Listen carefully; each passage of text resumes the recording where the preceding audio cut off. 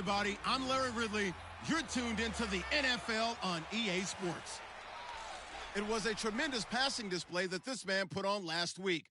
Short, deep, intermediate. He made all the throws, and he had the yards to prove it, not to mention the win. He's riding high coming into this game. It's the Steelers going up against the Broncos. With that, let's send you out to Denver. We're standing by in the booth are two men who will call the game for us. That's Brandon Godden and Charles Davis. Larry, we are at the foot of the Rockies as EA Sports coverage of the NFL brings us to the picturesque city of Denver, Colorado. Tonight, we wrap up Week 3 with a good Monday nighter here between the Pittsburgh Steelers and the Denver Broncos. And hello again, everyone. Brandon Gaudin alongside Charles Davis. And, Charles, we look at this Bronco team. It's been a...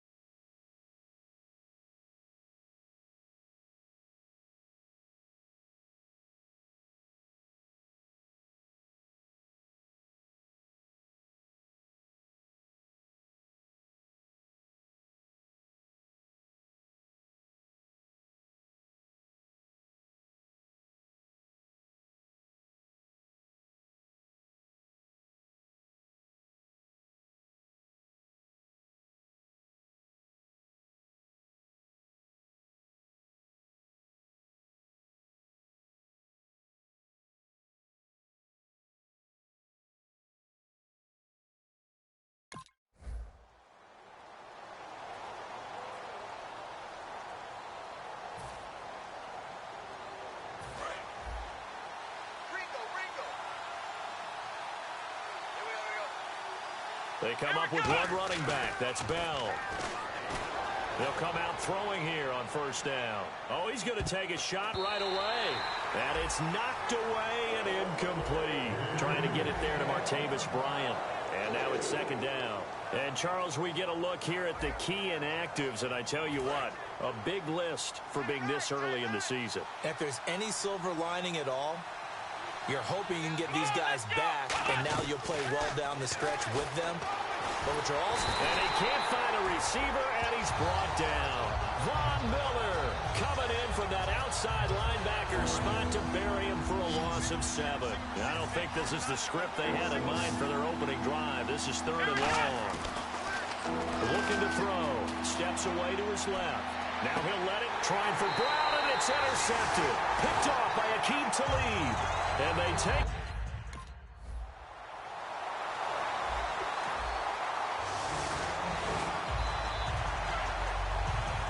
The Steelers offense now, they head back onto the field. And following the interception, we'll see what they can put together on this drive. I can hear my old college coach right now. He always used to tell us before every game, the team making the fewest mistakes will win. What they're hoping is that last mistake is their only one of the game. Coaches, that's all they talk about, turnovers, right? Minimizing those and maximizing opportunities. He'll try again with the arm here on second down. Being chased out. And is this intercepted? It is. It's intercepted. Picked off by Akeem Talib. And they'll set up shop right near mid.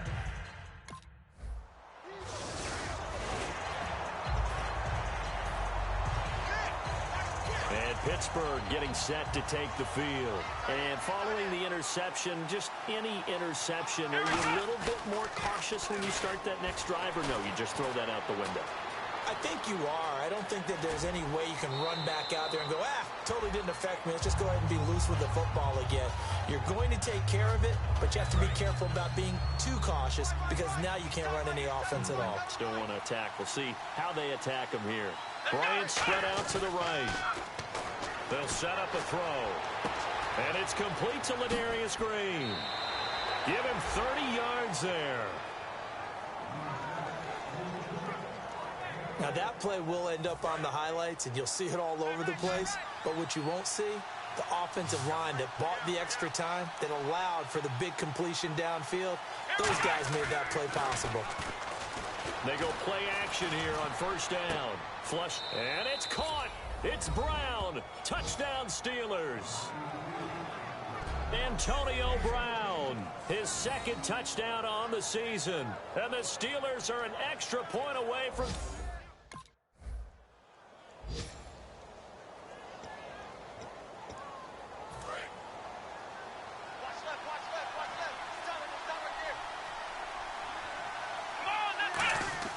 Now a play fake here on first down.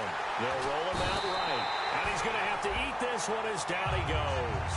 Von Miller in there to drop it for his second sack now here tonight. Now we talk about players blitzing all the time.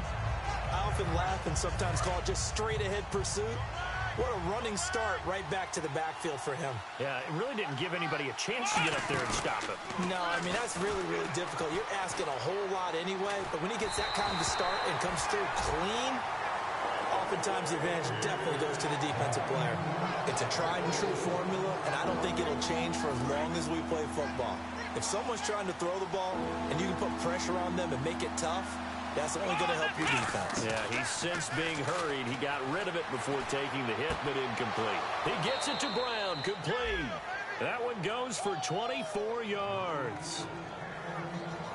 A good grab there by the former Central Michigan man, Antonio Brown. And he ate up some real estate on the catch, too, didn't he? I think the most impressive part of it, though, if there's a chance for him to get the football, even though he was covered well, he somehow finds a way to get it. Sammy Coates, the intended target there. And it's second down. When defenses get to the quarterback that quickly, a lot of times it's called a jailbreak. It wasn't quite that fast, but fast enough that he had no time to look downfield and set himself to throw the ball. And as he tried to do that, he was hit and it forced an incompletion. And he's going to get this inside the 30. 17 yards on the pickup there, and the drive will continue. On first down, he'll drop to throw. And this one caught by Coates. And inside the 20 before he's brought down. 12 yards on the pickup, and the Steelers are going to have a first down. Inside the red zone here, they'll look to throw. Escaping the pressure right. And it pops free. The collision there jarred the ball loose and brings up second down. After all the preparation, all the practice, a play like that will absolutely break your heart. They had everything they wanted, just unable to complete it. In the end zone, a big-time drop. Here's the first carry for Le'Veon Bell. And he'll wind up losing yardage here back at the 21-yard line. It's a loss of 4. Now third down. Ninth play of the drive coming up, and certainly not an easy one on third and long. They come out here in the eye. Now on third and long, they'll look to throw. Sliding out of the pocket. And he's going to take it in for a Steeler touchdown. Sammy Coates, his first touchdown of the new season. And the Steelers are able to strike for 6. As a former DB, you might not like to see that, but from a wide receiver's perspective, those are the plays they dream of. Correct on both counts. All right.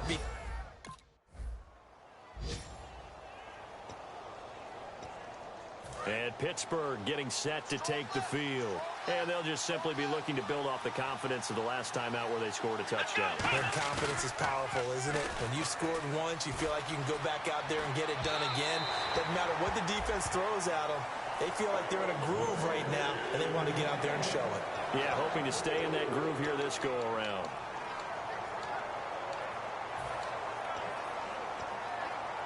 Second down following the incompletion. They'll put 2 receivers left, 2 to the right. Now he'll look to throw here on 2nd and 10. And he'll go out of bounds, it looks like, right at the 40. They'll give him 8 on the play, and that's going to bring up a 3rd down. Okay, he's not going to get the first down, but this is still a nice job of buying some time and then running to get to the sideline and get out of bounds and avoid the big hit. Back to the ground, this time with Bell. They give him 7 yards on the play, and they do pick up the conversion on 3rd down. I don't know about you, but that almost felt like old-time football there. 3rd and 2 is not necessarily just a running down anymore. A lot of times they want to throw the ball. They went back to the roots and powered forward and got the first down. He got 18 yards out of that one, and it gets him a new set of downs.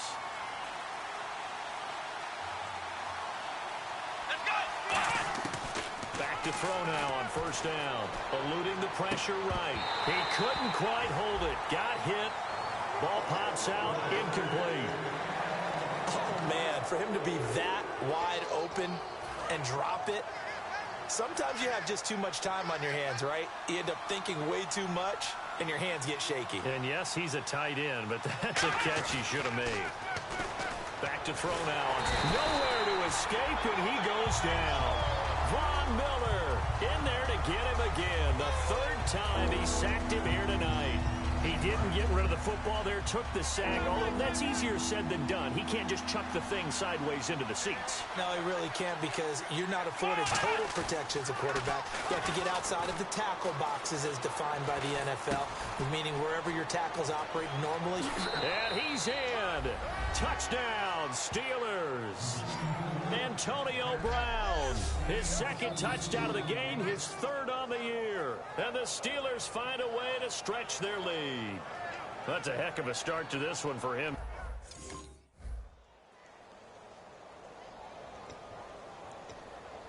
And Pittsburgh getting set to take the field. And that recipe on their last drive that resulted in a touchdown looked pretty good, so they'll be hoping to do that once more. And it takes me back to when we sat with the offensive coordinator and the head coach. They felt pretty good about their game plan and thought there were some holes in the defense, and they exploited them the last time out. Let's see if they can come back and put together a similar drive. And we'll see if they can do just that.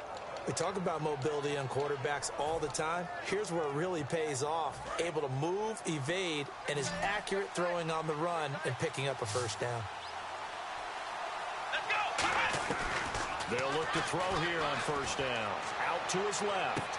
Oh, he's able to outmuscle him here as he pulls it in. It goes as a pickup of 23. And it'll give the Steelers a first down. From the shotgun, he'll look to throw. Rolling to his right. And he's got some space here. It's a gain of 7, and it'll be a 2nd down. Now, that was not a bad scramble there on 1st down. He didn't force it, nor did he throw it away. He was able to take off, and now he made it a very manageable 2nd and short.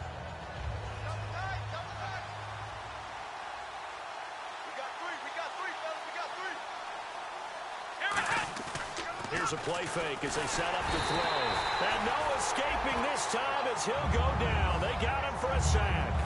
Man, he got in there so quickly, Charles. What could the offense have done to adjust and account for that? But what you're hoping is that you figure out and you see and get a clue that maybe there's going to be some pressure coming at you. You change the blocking schemes. Maybe you go to max protection. The biggest ones, maybe you bring your running back in to try and keep you clean.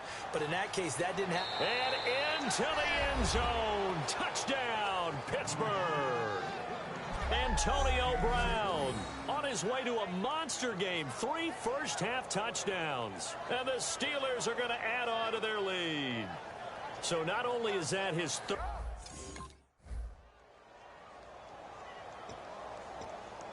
And Pittsburgh getting set to take the field. And that last drive, a long drive, but not just that. They had a great air attack going.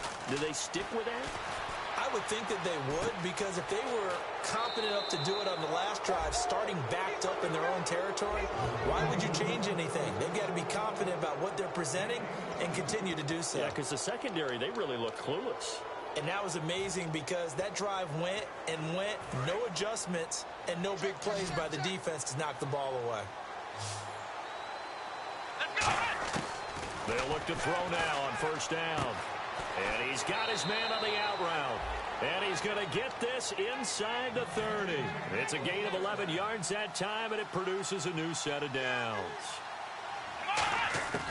On first down, he'll drop to throw. He'll buy some time right. And this is caught. I think he got that with one hand. 18 yards there, and it'll be a first and goal. It's got to the point where we see guys like that make that type of a catch. Not fair goes through my brain.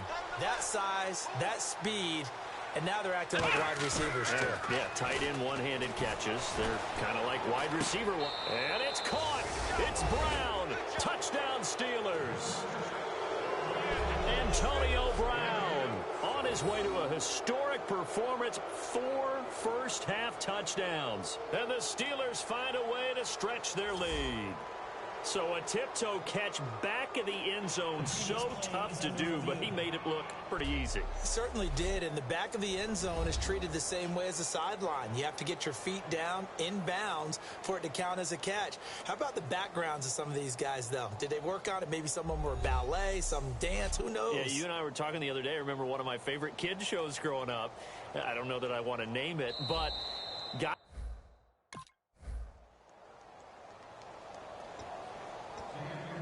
The Steelers offense now, they head back onto the field. And they were able to punch it in the end zone last time. They'll be looking to do that again here for the defense. Obviously, they'll be looking to stop them from punching it back in the end zone.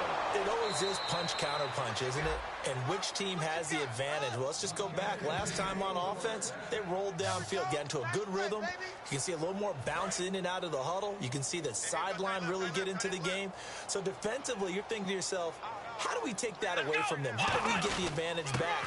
Let's see what they come up with. I think pressure is always the first way to go. You love pressure. I love it. We'll see if they dial it up this drive.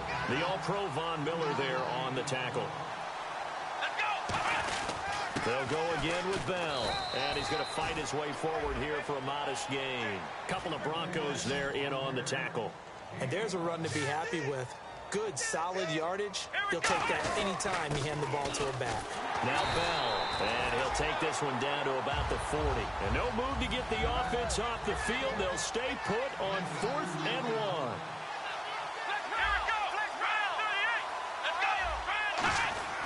Back to throw here. And he's brought down. Can't do anything with a football. It's a sack and a turnover on down.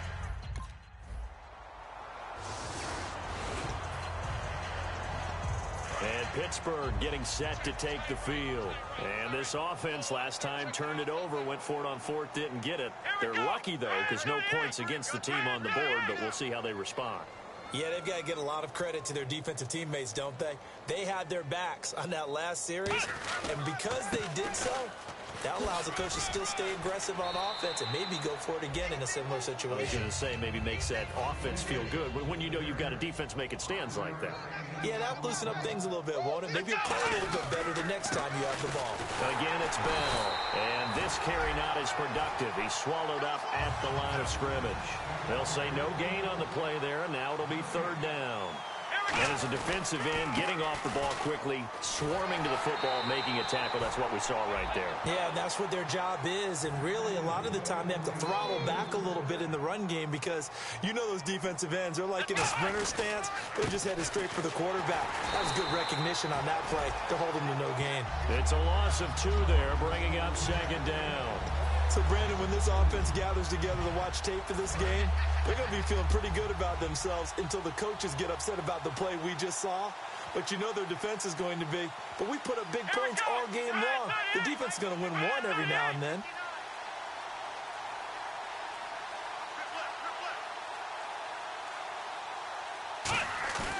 Now they'll switch it up here and look to throw.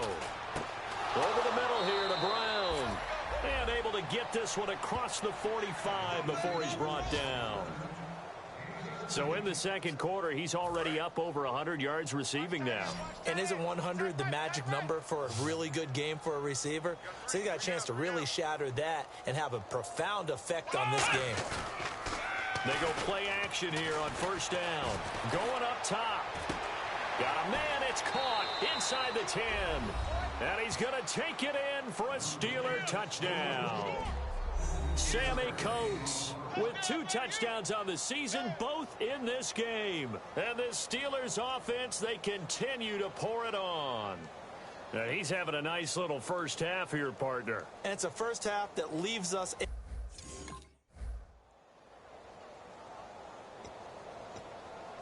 And Pittsburgh getting set to take the field. And that last drive, so effective in the passing game, resulting in the touchdown. Maybe not many people were focused on the trenches. There was good protection there. Excellent protection. So now defensively, you've almost got to get down to those starters blocks like you're a sprinter. Get lower than those guys on offense and find a way to roar through them or around them to get into the face of the passer. Easier said than done, though. Way easier said than done. But they've got to try something because right now they're just cutting them to shreds. Now a first down carry by Bell. And this has been a recurring theme tonight for sure. Nowhere to run. Back to the line of scrimmage, that's all. They're going to hurry back to the line now. And he got off the end there very quickly to make that play. Yeah, it was almost like the bullet train, wasn't it? I mean, just zoom.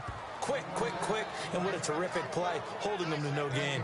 But you know that old expression, it's not my night? It hasn't been his so far. I don't know if the legs are a little bit heavy. Sometimes having to hang out all day and play doesn't exactly play to your advantage, but it's been a tough go for him. Yeah, every time he looks up, somebody's there defensively. That was the same case. And for a third time tonight, he's intercepted. A great read, and it's picked off. And they have the football and will set up shop at the 33-yard line.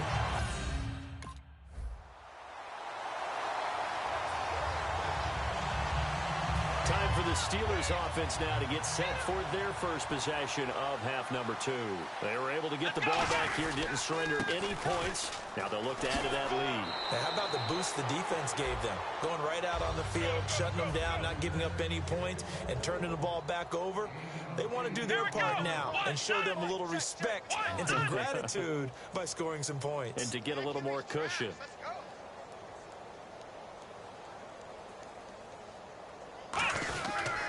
On second down, it's Bell. And here he'll be brought down a little shy of the 35 at the 36. It's a gain of 4 there, and it gives him a new set of downs. And now they're in the hurry-up.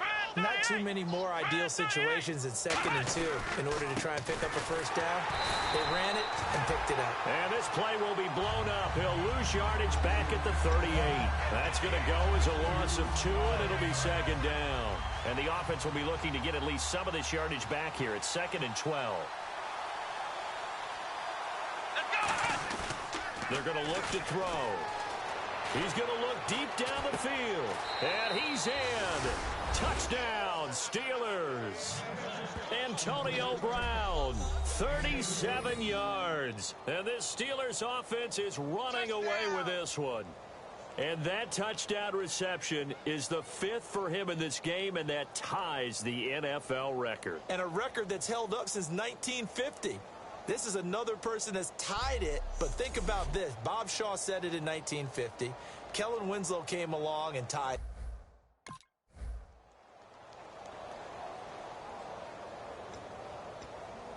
The Steelers offense now, they get ready to head back on the field. And they will simply, Charles, be looking to duplicate what they did last drive when they were able to push it in for 6. And they hope it'll be that easy, right? To be able to take exactly what happened before, replicate it. They've got to make a few additional changes along the way because I'm sure the defense will make some adjustments, but they've got to have great confidence having scored the last time out.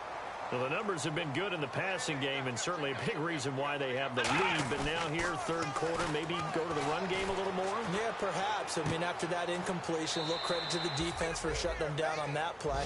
Maybe you try and run the football a little bit more in this spot. But they have to feel good about how they've been throwing it overall. Looked like the defense put pretty good pressure on him, but he's able to flush out to his right to try and evade people. On the run, had to get on his horse. Still accurately throws a nice pass for a first down. Nowhere to go here. He lost the football. It's picked up the big fella. Are you kidding me? And this is going to be brought back for a Denver touchdown. And at this point, after that return for a touchdown, I guess the only thing is you're asking what else could go wrong. Not only that.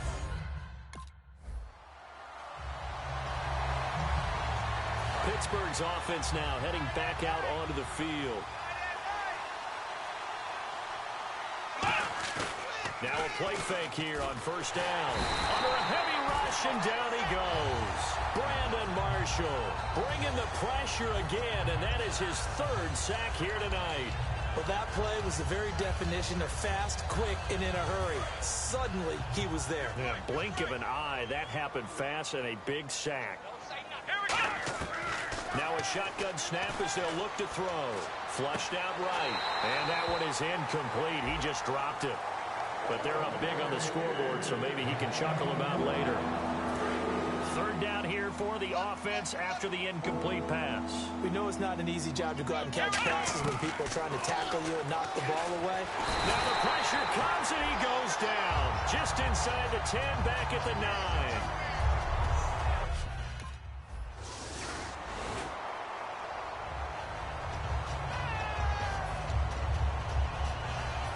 Pittsburgh getting set to take the field. And on the last go-around, they really couldn't get anything going. They had to punt from deep inside their own territory, which means you're going to lose the field position battle as a general rule. What they're looking for now is a little more consistency, move the ball at least a few times on offense, get a couple of first downs, and hopefully flip the field. Yeah, just something to build off of. That's what they're looking for here. Brown, the lone receiver, left. They'll set up to throw. They'll roll him out right. And a diving grab. I think he got that. Yes. 17 yards on the pickup there. The drive will continue. It's a first down. And the offense moving quickly to the line. Back to throw. Sliding out of the pocket. And no escaping this time as he'll go down. They got him for a sack. And plays like that really hurt play calling. They had a really nice gain on the previous play, but gave about half the yardage back on the sack. Excellent pressure up front. Nowhere to go with the football. Down he goes. They'll look to throw. And that one got tipped. Kind of threw everything off. It brings up third. Well, we're not playing 3 yards in the cloud of dust football anymore. I kind of get why those old school coaches sometimes didn't want to throw the football. Because if it's popped up in the air, it almost turns into slow motion. And both sides trying to get to the football, and you're holding your breath wondering whether it's going to go good or bad for your team.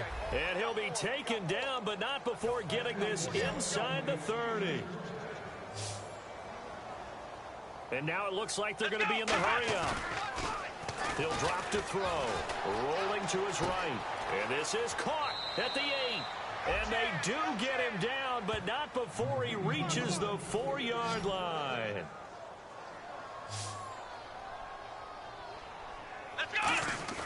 Back to throw again. Over the middle, and it's incomplete. Antonio Brown, the intended receiver.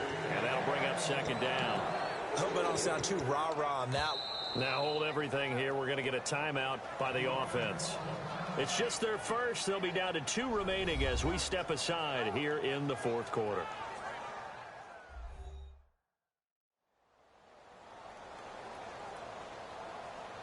And we're back. The offense had a chance to talk things over. We'll see what they come up with here on this next play.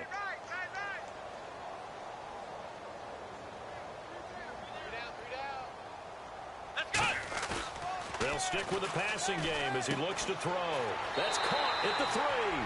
And he's going to take it in for a Steeler touchdown. It's the fullback. His first touchdown here of the new campaign. And the Steelers offense.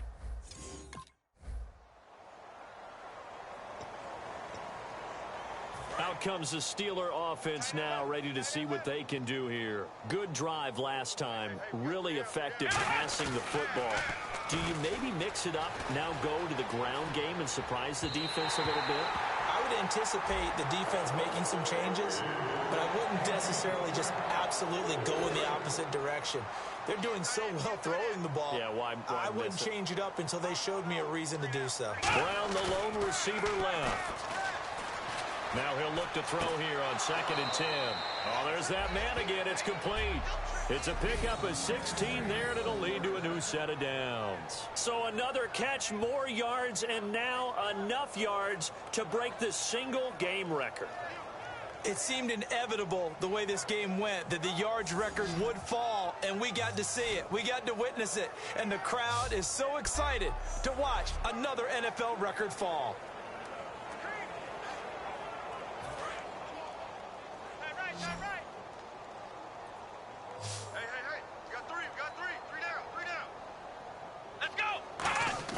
They go play action here on 1st down. And caught right side, Green. And brought down, but not before they're inside the 25. Holding offense. So holding by the offense, and maybe now got to shift up what you want to do on the playbook. Yeah, definitely. Change what you're doing in the playbook, but boy, the advantage shifts to the guys on defense, doesn't it? Longer yardage situations, they often become bolder. Now a rush coming, and he's taken down. Shane Ray in there to get him for his 2nd sack of the night. And they brought the pressure there just right up the gut, didn't they? Yeah, they certainly did. And, you know, when you've got so many different responsibilities as an offensive line, you got to deal with the nose tackle, the 2 defensive tackles or ends, and then sometimes you just can't account for everyone. The linebacker slipped free. And they went for a big play through the air on 2nd down. Couldn't connect. Now it's 3rd. I guess they figure with a guy who is that hot downfield, who knows how to get the ball into the end zone, you throw it up and give him every opportunity, even though that one fell incomplete. Yeah, he's already been in the end zone multiple times, trying to target him again deep there, but unsuccessful. Flush to his right, and this is going to be incomplete.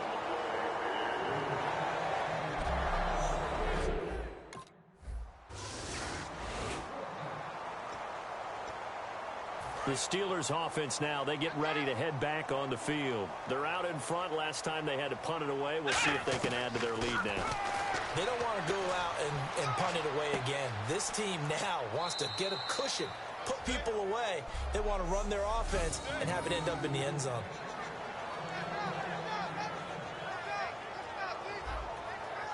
So they're operating in the red zone.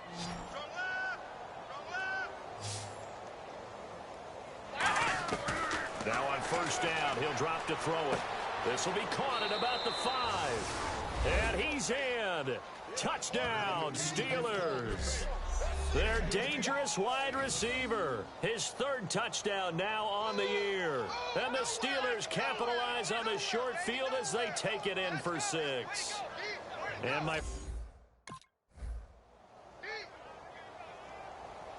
And now out come the Steelers.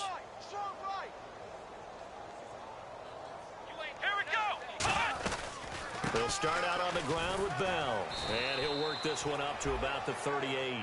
It's a 6-yard gain on the ground, and that'll make it 2nd and 4. And they're going to hurry back to the line now.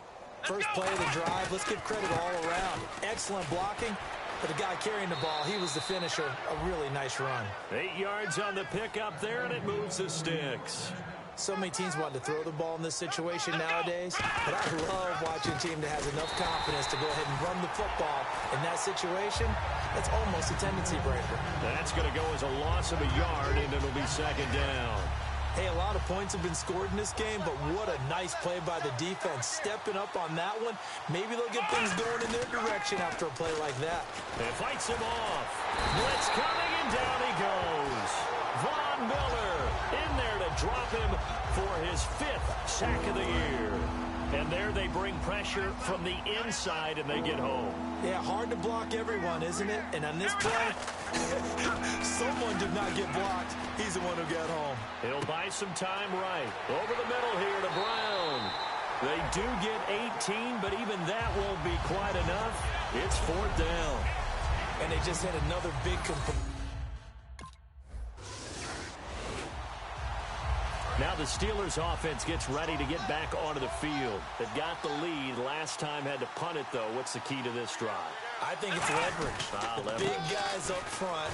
You know the motivational speech on the sideline is, guys, give us an opportunity.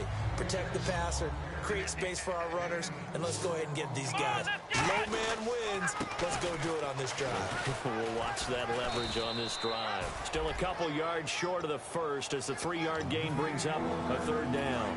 Time for a break. So the Steelers with the football as we get you reset. And let's see what they've come up with offensively after having time to talk it over. Oh, a little 360. It's a 9-yard gain, and it keeps the drive moving. On 3rd down, that's a good job of situational football and understanding where the first down marker was and getting there. And he's going to take this one down to about the 46-yard line. Just what you want on a first down run. Call it 8 yards, and it's 2nd and 2. The give is to Bell. Well, they'll take that every time with a lead. First down, 4th quarter, getting 8 yards. You love that. They will take it, and you have to ask the defensive guys, why did you give it? I mean, you know the situation. You're down, have to stop them, have to get the football back. But 8 yards on first down puts them back on their heels. 2nd down following the run. We always like to talk about defense in terms of levels. 1st level defensive line, 2nd level linebackers, 3rd level defensive backs. On that run, that was what we call a 1st level run, and it was stopped by a 2nd level player. Couple of Broncos there in on the tackle. Well, he didn't make headway on that one, but he's had plenty of carries all night long. I just wonder if maybe he's a little bit tired from toting the rock that much. 15 yards through the air and a first down. And they're going to speed things up here. A give to Bell. And he'll get this one down to about the 17. It's a pickup of 4, and it'll bring up 2nd down. Not a run that you're going to write home about, but still a good first down run. That's what an offense calls staying on schedule. 3 to 4 yards on first down, you're set up very well for the rest of the drive. 9 yards on the play there, and it sets him up 1st and goal. That's a good, nice, crisp run for a first down. I wonder if the defense might have been loosened up a little bit, maybe anticipating a pass instead of the run that they got. It's a gain of a yard, and it'll set up 2nd and goal. Defensively, pretty good start there with their backs against the wall. That's a win for the stop troops right there. And if I'm them, I get a little bolder now. They won the first battle. Keep coming after them. Put the pressure on them. It's a loss of 2, now 3rd down. Well, Charles, it's one thing to win. It's another thing to win and put up the amount of points that they did. Boy, were they clicking on offense. They can't help but feel great about themselves, can they? I mean, what a game to put up that number of points, continually feel like they're moving the ball and things are working and clicking. They think that they can bottle this and carry it with them. And as an offensive coordinator, you just don't think you can do anything wrong. Whatever you call, run, pass, it's all going to work. That's called being in the zone. So for Pittsburgh, it's back-to-back victories now after the Week 1 defeat as they move to 2-1. And they'll be able to enjoy this one through the bye week before they get back at it again. Meanwhile, for the Broncos, they too will exit with a 2-1 record. And they'll get a home date next week against the San Diego Chargers.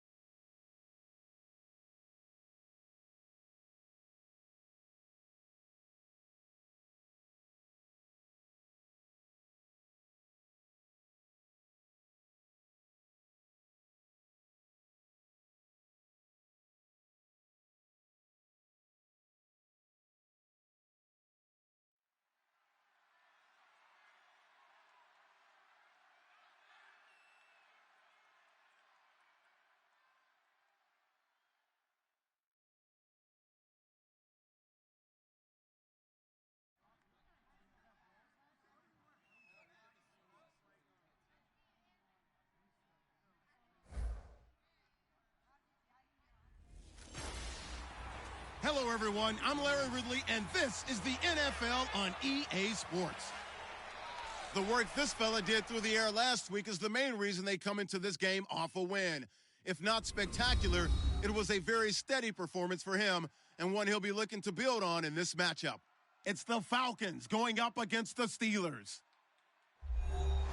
So, for the call of this Week 11 matchup, let's hand it over to our commentary team, Brandon Godden and Charles Davis. All right, Larry, EA Sports coverage.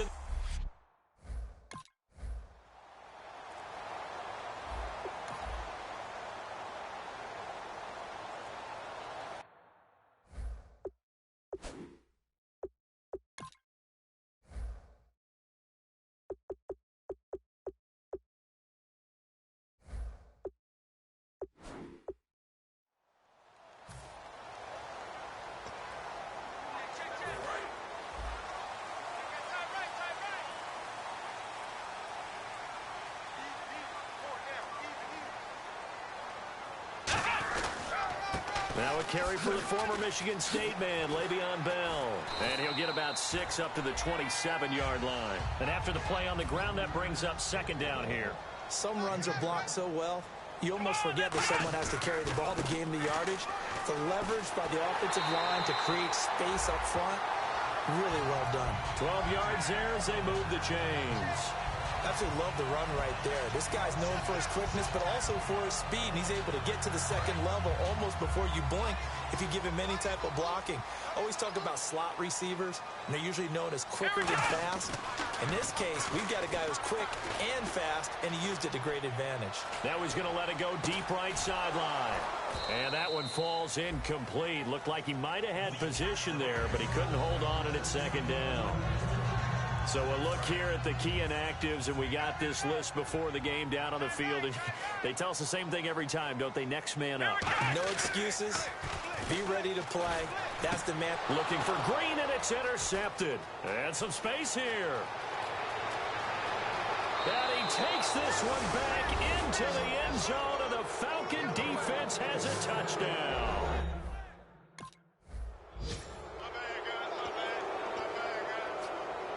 And the Steelers set to take the field.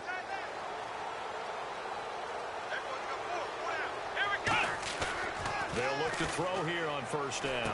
And it's complete to Ladarius Green. And he gets this one just shy of the 40. They'll mark him down at the 39. And the game just keeps evolving. Big guys running those corner routes, so difficult to cover. Bryant, the lone receiver, left. He'll look to throw. They'll roll him out right. And almost intercepted. It would have been his second pick of the game. Instead, it'll be second down. He's not exactly had a banner start to this game. We're still in the first quarter. He's already thrown an interception, and that should have been the second one. And second and 10, he'll look to throw again. Sliding out of the pocket. And incomplete there. A nice hit. Jars the ball free and brings up third down.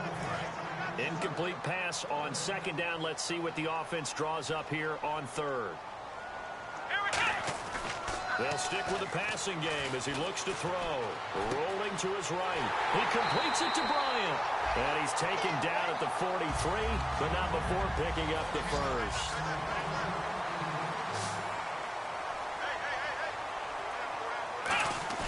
They go play action here on first down. He'll buy some time right. And unable to connect on the long pass. It falls down incomplete.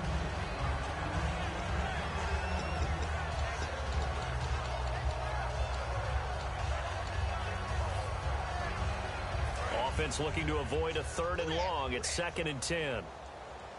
They'll put two receivers left, two to the right. Off the play fake, he'll look to throw. And the Falcons get there. The Falcons get the sack. Down he goes. The corner blitz gets there as he goes down for a loss of 7. The game plan for any defense is finding ways to make a quarterback uncomfortable in the pocket. When you bring pressure from all angles, you never know who's going to get home. In this case, the left cornerback, right in the face of him, puts him down.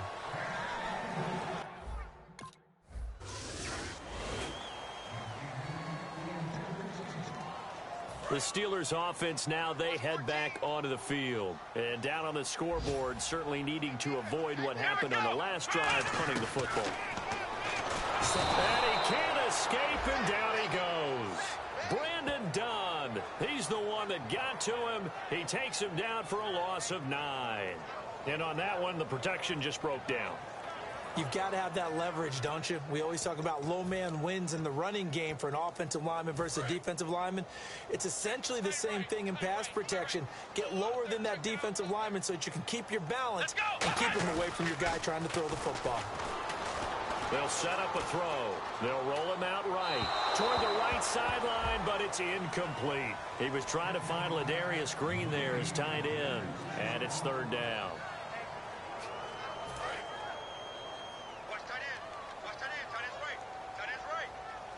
And for the Falcons, 5 men in the secondary now on 3rd. He'll drop to throw. Steps away. Now he's going to let it go deep. He's got a man. Complete. A big play that time for Pittsburgh. 45 yards. Yeah, they just treated 3rd and long as simply an opportunity to make an even bigger play. Normally, you're just trying to pick up the 1st down and you know where the sticks are. They took this thing way downfield. Confidence in the receivers to go up and make a play, even with defenders around him. And it pops free. The collision there jarred the ball loose and brings up 2nd down. So 2nd and 10 here.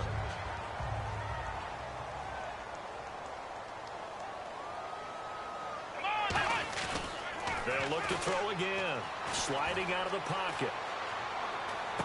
Wide open receiver, complete. And he carries this one all the way down to the 9. Give him 30 yards there.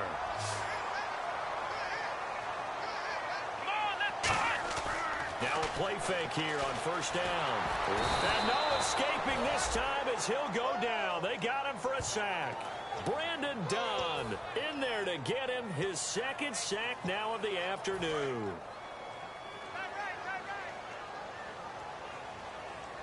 They come out here in the eye. They're going to look to throw. Into a double team, and it's intercepted. Picked up by the linebacker, Paul Warlow. Past the 10.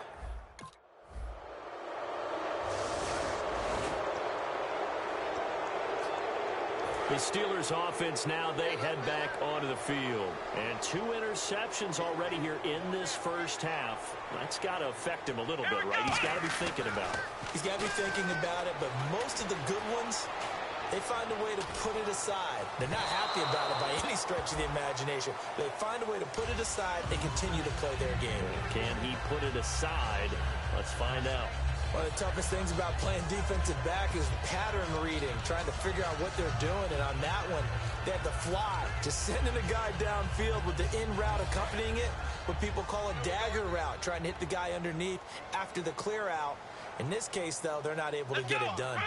Yeah, they said forget the underneath route. They went for the guy on the fly, but as you said, incomplete. Escaping the pressure right. And he will find his man on the outside. That catch good for 5. It's 3rd down. Cool under pressure right there, escaping the pocket and finding what I think was not his primary target.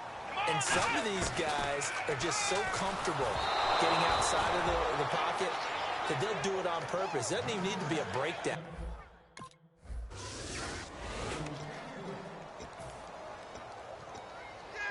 The Steelers offense now, they get ready to head back on the field. And last drive, 3 and out. Still a goose egg on the scoreboard.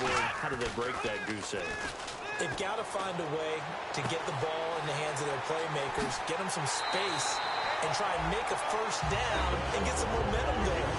It's been a struggle for them throughout the game, and that 3 and out on the last possession, that told you just how stalled they are on offense. So who will step up here? We'll see. Bryant, the lone receiver, left.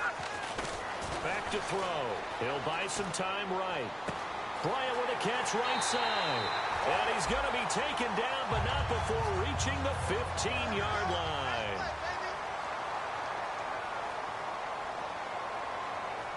Here we go. From the red zone now, they'll look to throw. A hit as he throws there, incomplete. And when you've already thrown 2 interceptions, you got to take extra special care of the football because that one could very easily have been a third. Yeah, off balance, pressure coming. Probably just has to stick that one in his pocket, right? He does. I just think that when he's in a rut like this, I think this happens to a lot of quarterbacks, they try and overcome it by making big-time throws. Throws they know they shouldn't make, but they're hoping to complete them rather than having the confidence that they actually will. So here we go now. An extra defensive back in there on 3rd and 10. Back to throw here. And it falls incomplete after almost being intercepted. A pick there would have been great. The good news for the defense now, it's...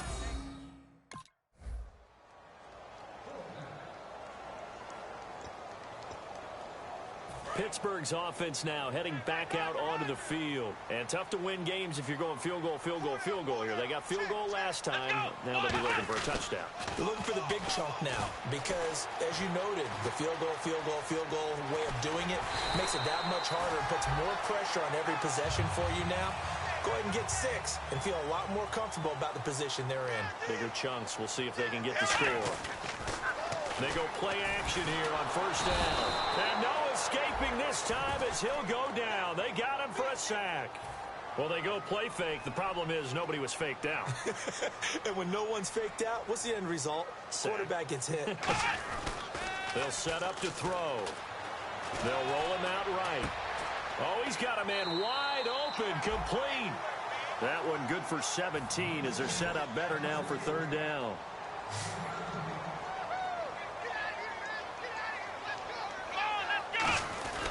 They'll look to throw for it on 3rd and 1. Sliding out of the pocket. He completes it to Bryant. And he takes this one just shy of midfield all the way to the 49. Fresh set of downs here.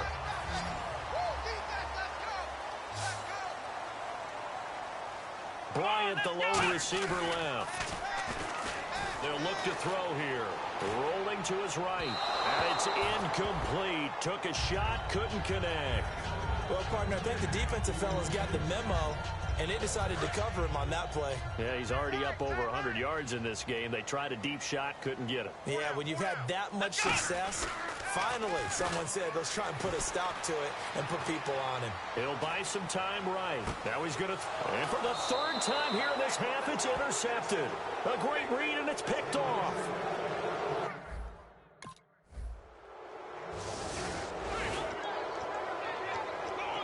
And Pittsburgh getting set to take the field. And what do you think goes on here in this situation? If you got the football, you're trailing, you're back in your own territory with just a little time. Do you try something? Under a heavy rush, and down he goes. They'll wind up losing 8 on the sack there, and it's 2nd down. Sometimes I watch games and wonder why they use play fakes on certain passing situations because it's not going to fool anyone.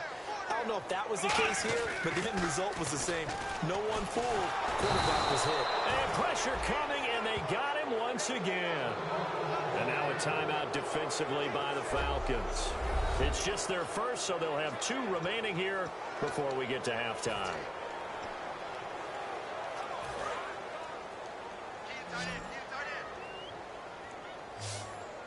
And some secondary help here for the defense in the nickel on 3rd and long. They'll roll him out right. On the run, he'll let this go deep right side. And that will be incomplete. 4 ticks left here on the clock. And when all...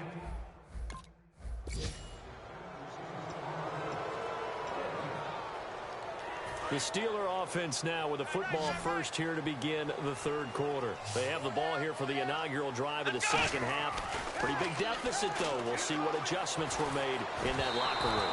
And I never want to make something more important than it actually is, right? I don't want to create more hype than what is there. But this is I'm doing it, though. This is a really important drive. And we often talk about teams scripting plays to start a game. A lot of them script to start the 2nd half, too. And they're scripting something that they expect to get them into the end zone and back into this game. We'll see if that script is a good one for them. And they're able to get this one across the 35. Give them 11 yards that time and a new set of downs. Looking to speed things up here, going with some tempo. Now a play fake here on 1st down. Sliding out of the pocket. And to the 42-yard line here and brought down there. 6 yards on the pickup, and that'll make it a 2nd down. Well, he did a nice job keeping his eyes downfield, waiting for someone to get open. But once the pressure forced his eyes down to see the rush, it was time to make a break for it. Now back to throw. And caught right side, Green. That one goes for 13 yards, and it moves the sticks. There are so many things to watch for when you play defense. And reading your keys, you always hear about that, and having your eyes in the right place. Sometimes your eyes can fool you. How about that play action there? And it sprang the big guy, didn't it? Able to dump it over the top to him. Rolling to his right. Sammy Coates has it complete. And he goes down, but not before getting this inside the 25.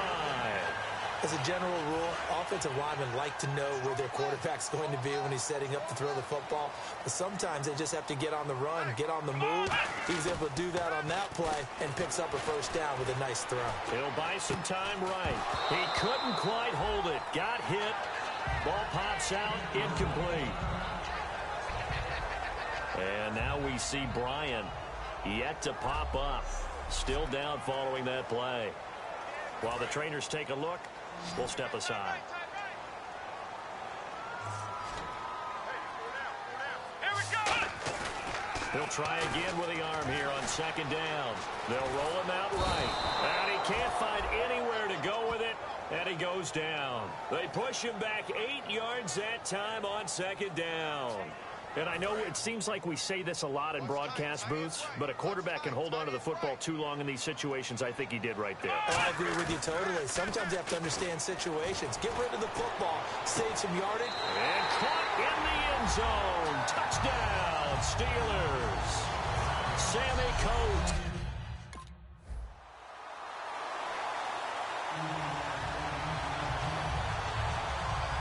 Comes the Steeler offense now, ready to see what they can do here. Last time they were out, they scored. Still trailing here, though, so some work to do. But it's okay in terms of mindset. Because they scored the last time, they're not quite as worried about being down on the scoreboard because now their confidence is a little bit higher.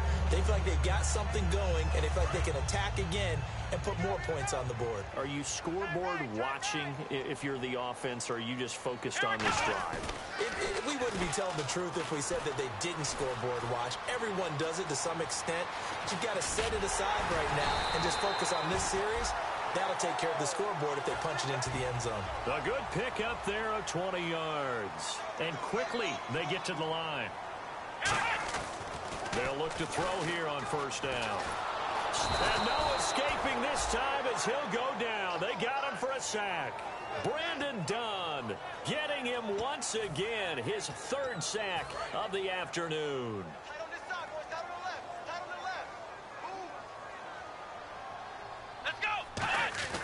Back to throw. Rolling to his right. He's got his man on the crossing route. And he's finally taken down, but not before getting across midfield and across the 45-yard line. They're going to hurry back to the line now. Here we go. They go play action here on first down. He'll buy some time right. Over the middle here to Coates. And he'll get this one down near the 20-yard line.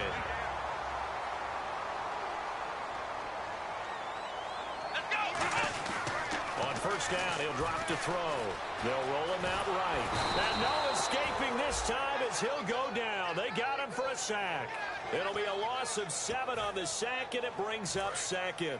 You never want to give up a sack. From the O-line's perspective, they hate it for several reasons, especially because they felt like they let little brother down back there in the pocket. Oh, no doubt. They have a ton of pride when they go into... And his pass is intercepted for the 4th time today.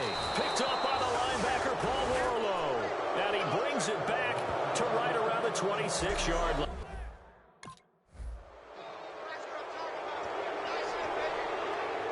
The Steelers offense now, they get ready to head back on the field. Looked like they had something going last drive. Then the interception happened. Will they recover? The memory they need to keep with them is that they did have something going. And my goodness, another interception. A great read, and it's picked off.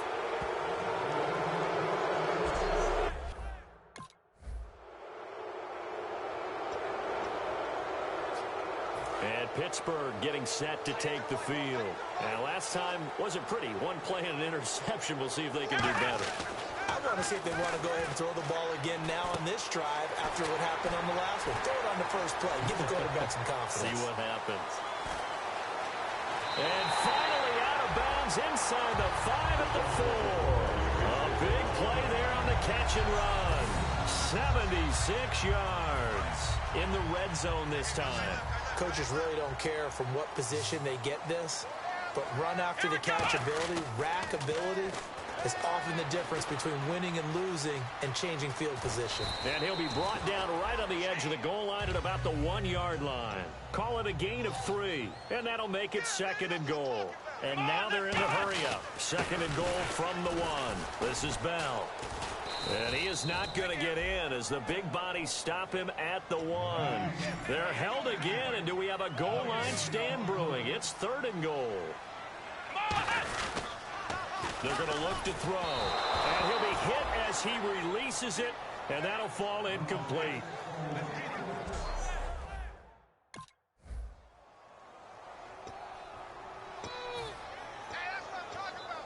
And Pittsburgh getting set to take the field. And last time they got 3 points, but it was a chip shot field goal. And when you go to the sideline after a chip shot field goal, maybe the offense not too happy. It's a balancing act, isn't it? Because you're exactly right. They're none too... And now here is another interception. A great read, and it's picked off. And they get the football. They'll set up shop at their own 49.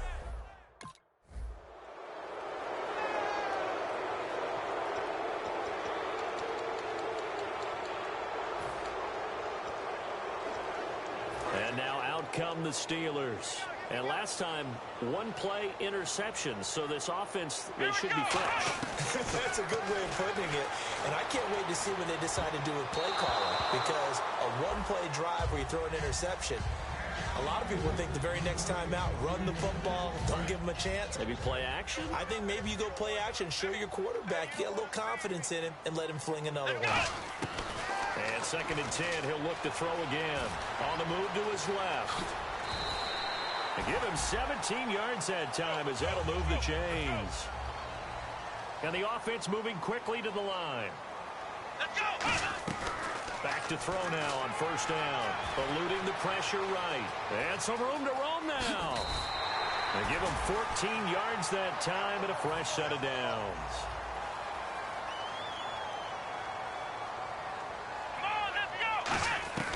Now on 1st down, he'll drop to throw it. Dancing to his left.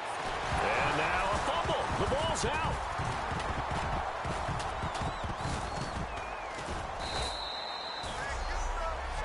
On plays like this where the ball comes free, it's often unusual for the team that lost it to get it back. Because this is the quarterback. The ball gets away from him. Everyone else is trying to execute what they're supposed to do on offense. They're usually looking in the other direction, downfield, or have moved away from him. In this case, though, a teammate is able to come up with the ball. And incomplete on the deep ball. It appears that the pressure is affecting him today. Normally, he knows exactly when to get rid of the football, but today, because he's been hit a few times, he's getting rid of it a little bit too quickly. Let's go! Back to throw now on 2nd and 10. Sliding out of the pocket. And he finds a man with a crossing route. And he's going to take it in for a Steeler touchdown. Their dangerous wide receiver.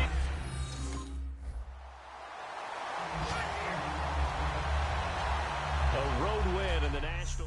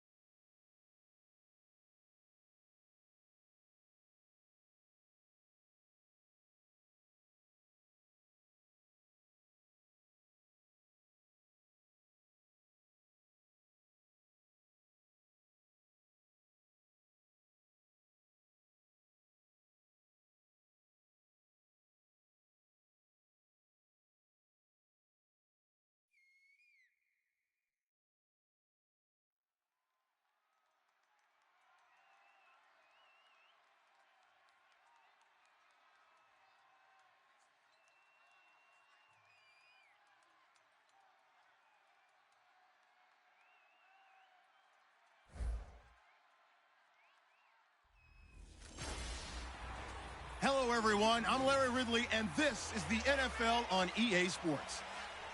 As the season nears its end, a berth in the postseason is the goal. And this man knows the responsibility for getting them there lies mostly with him and with his ability to guide through offense flawlessly in this game. It's the Jaguars going up against the Steelers.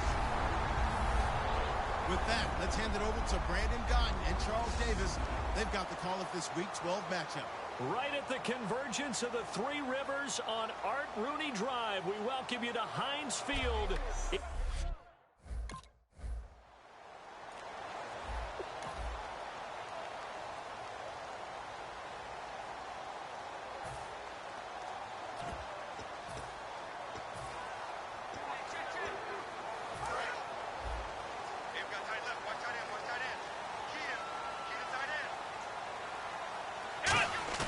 Back to throw now in his own end zone.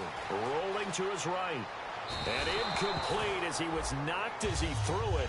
And it took the ball off course. And Charles, despite this list of key inactives that we see here, they've obviously still been pretty successful. Give everyone credit for this one, because to me, when that happens, key guys are out, the next man steps up and plays well. But that starts with the organization itself, all the way through. No excuses for guys being out. Finding guys who are capable backups who can step up and play when they need them. And we've seen the results of that. This team knows how to work through things. Now a play fake here on first down. He'll buy some time right. On the run, he'll let this go deep right side. And it drops down incomplete. Thought he might have had it. Instead, second down. So they're still at the original line of scrimmage here. Second down and 10. One thing I know from experience is that when the deep ball is thrown and you're the defender, you've got to fight that little bit of panic that emerges. You've got to play the ball really well. It's a 50-50 jump ball play. And guess what? They took a shot. How are you going to win it? And in this case, they managed to get it done. So a second down incompletion now brings up third down. Now the first carry for Le'Veon Bell. And he'll be brought down shy of the 40 at the 38-yard line. They'll get 6 there on the run, but it brings up fourth down.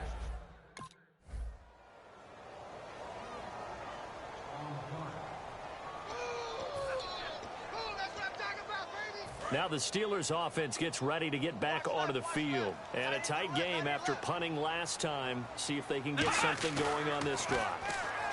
As they head to the field now, with the game this close, you've got to feel there's a sense of urgency for them going on offense right now. But they have to do it without letting panic creep in and affect their play. It's always tough for the guys throwing the football when they think they've got a completion and the ball's almost there, and then someone sneaks a hand or two in and bats it away. He'll try again with the arm here on second down. And he's got his man on the out route. So a good spin move there before he's taken down. A nice little gain. And the Jags have 5 in the secondary here on third down. Now they'll throw here out of the gun. Buying time to his left. He can run for it, and he will. And he's got the first down yardage as he brings this up to the 47. They'll look to throw now on first down. Flushed out right. And he will find his man on the outside. Give him 13 on the pickup there. And that'll be good for a Pittsburgh first. We heard them talk before the game about utilizing the intermediate passing game this week. It works for them there. They move the chains. And we saw them work on it in practice as well. And most teams take a period at a time to work on different things. They put a couple of periods of work into the intermediate passing game, and now we know exactly why. They got the look that they were seeking, and they were able to take advantage of it. Almost not fair. The big guy running the corner route, being able to lean and push and get to where he wants. So how do you stop it? A lot of times you want to have a linebacker on him, a bigger body guy who can handle him physically. But a lot of times that doesn't work as well because his quickness often wins the route. Bryant, the lone receiver left. They go play action here on first down. And it pops free. The collision there jarred the ball loose and brings up second down. So incomplete on first. Let's see what second.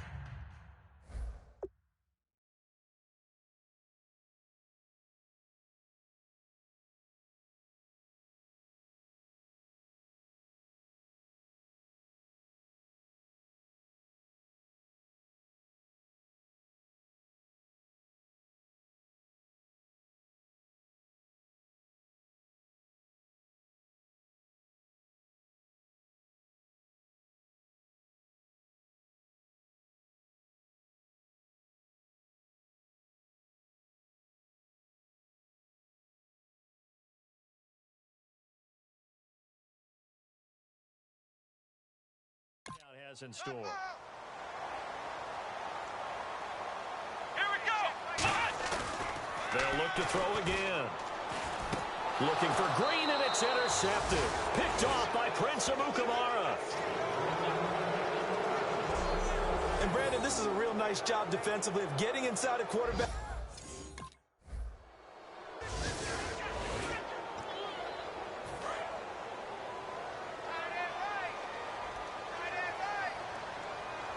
They come out here in the eye. Trying to shake off the interception. He'll look to throw. They'll roll him out right. Bryant with a catch right side. 23 yards on the play.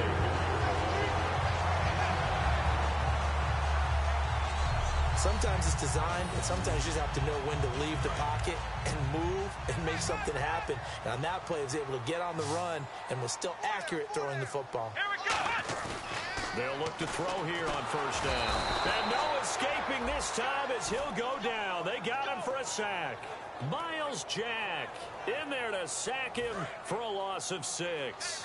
He was trying to keep his eyes downfield. Nobody came open. He's trying to do everything that he had been taught, right? Every bit of the technique. But if no one's open, there is no technique except make sure you hold on to the ball as you go to the ground when you're getting sacked. On the right side, caught by Green. It'll be a pickup of 15 as that'll lead to third down. And there's another completion to the tight end. And let's face it, it is hard to overthrow a 6'6" target. It is indeed. Quarterbacks like their speed guys. They like that huge 6'6" target that they've got in him. They really do, and it reminds me of what one great tight end told me once. He had told his quarterback, just make sure you throw it up there, you know, kind of like put up in the top shelf where the kids can't get it. So much goes into a successful play, doesn't it? How about that play action there, freezing the defense just enough to bring the tight end free downfield for the completion. Back to throw now on first down. Sliding out of the pocket. And oh, look at that, a diving catch. He goes for 18 there as the drive will continue. When you're a player of his stature, you don't just circle the games on your team's calendar. You Circle the Pro Bowl? Without a doubt. That's a game that you just figure you're going to be in each and every year. That's because of catches like that. That's why he goes. Wide open receiver complete. And they do get him down, but not before he reaches the 4-yard line. And when an offense is doing a nice job selling the play-action pass, a lot of responsibility shifts to the linebackers. They're the ones that have to determine run or pass and get to the proper places on the field. Now a play fake here on first down. And this is intercepted, but they'll say out of bounds. So very close to a turnover there in the end zone. Illegal block in the back. Offense.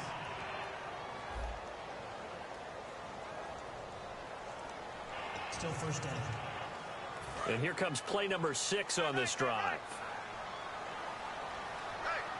Bryant, the lone receiver left. He'll look to throw.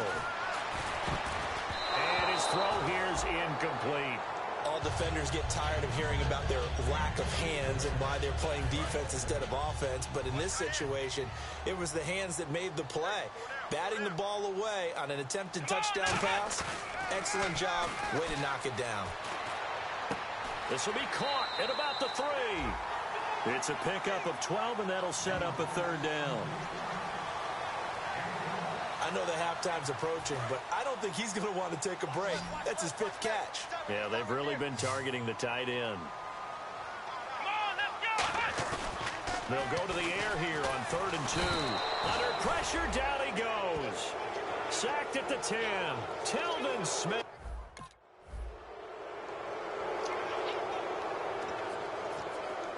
And the Steelers set to take the field. And they had 3 points last time, but they didn't want 3 points because they were well within range of scoring a touchdown. We'll see if they can do better now. I'm with you on that one. Let's just go ahead and be frank about the whole thing. The only one happy about the 3-point kicker. Exactly. You put it through the post. That's going to help him in contract time. But that offense, they're thinking, let's get in the end zone this time. I don't know if that helped him in contract time. You could have kicked that one through. I don't know about that. Toe bash. I don't know about that. Super toe. Rolling to his left. He couldn't quite hold it. Got hit. Ball pops out. Incomplete.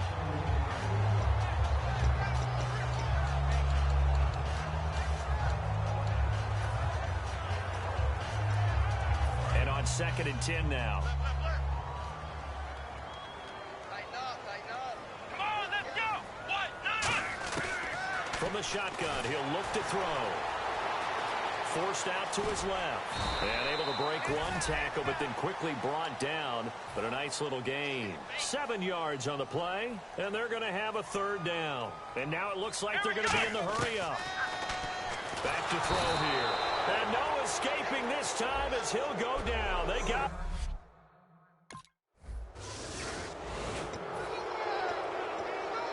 The Steeler offense now with a football first here to begin the 3rd quarter. They're down here, but very much in this game. What's the tonality of a coach's talk when a game is within striking distance like this at intermission? Typically, what they're doing is emphasizing the things that went well in the first half and wanting more of that. Sure, you've got to go over some of the errors and clean up some things because there's a reason you're down. But overall, I think they want to stay positive, stay up with this team. We're just starting the second half, and we've got the football. Let's go ahead and punch it in, and then we'll take it from there. See how that recipe works. And it pops free. The collision there jarred the ball loose and brings up 2nd down. A pretty good coverage there, and both of these defenses, they've had good coverage throughout this one. No doubt about it, and in today's NFL, where we're used to a bit more scoring, this feels almost like a well-pitched game in baseball on both sides where the tension continues to build. Who's going to make the big play? And the stop here will come at the 38-yard line. And on 3rd down, a nickel formation here defensively. Looking to throw. Flush to his right. And no escaping this time as he'll go down. They got him for a sack. Feeling like they're not quite in field goal range yet. They're going to go for it on 4th. Now they'll throw here out of the gun. And he's got his man on the out route. And he gets it to the 32. Good enough for a 1st down. It's an 8-yard pickup, and they're able to pick up the conversion here on 4th down. We always talk about big-time players make big-time plays in big-time moments. I think that 4th down qualified. That was a heck of a throw. And his throw's going to be incomplete. Let's give some credit to the defensive guys on that play. Able to bat that one away. Sure looked like they were trying to hit the corner route. And here comes play number 6 on this drive. And 2nd and 10, he'll look to throw again. Rolling to his right. That is caught right at the 10-yard line. And they do stop him, but he takes it all the way to the 2. They come out here in the eye. Under pressure, down he goes. Sacked at the 10. It'll go as a loss of 8 and a tough result there on 1st and goal. Well, if you're going to throw the ball on 1st and goal from the 2, the worst thing that should result is an incompletion for you offensively. But, Brandon, this is a different type of football. Back in my day, 1st and goal from the 2, a lot of big people with big neck rolls, they were on the field trying to ram it into the end zone. And, boy, that one drops incomplete, but if he was hit a fraction sooner, it may have been a fumble. Well, the pressure, the hits, the sacks have been coming at him all game long. I'm frankly surprised that they haven't found a solution yet to create more time for him to throw it or maybe change what they do on offense. And that's one of the biggest differences in this game and why they're losing right now. So they're coming up here on the 9th play of the drive, and it's 3rd and goal. They'll look to throw here. He'll buy some time right. He may try and run for this. And he's able to get it down to the 2-yard line. Give him 8 on the play. And that will bring up an interesting decision here on 4th and goal. Can this defense hold him out? Here we go now. 4th and goal from the 2. Well, partner, nothing comes open here, so he decides to escape out of there, and he doesn't pick up a 1st down. Under pressure now, and he's going to go down. Sacked back around the 8. Miles Jack.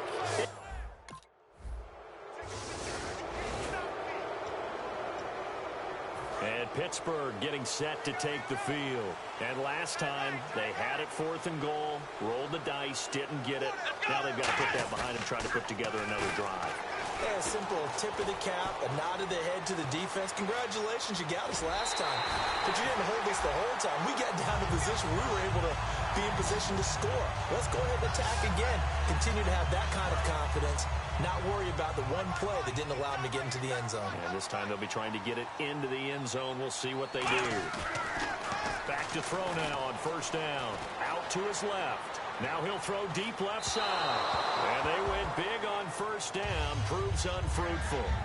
Tremendous field position there and a perfect time to do exactly what they did. Take a shot at the end zone. And they went for the big play, just unable to complete it.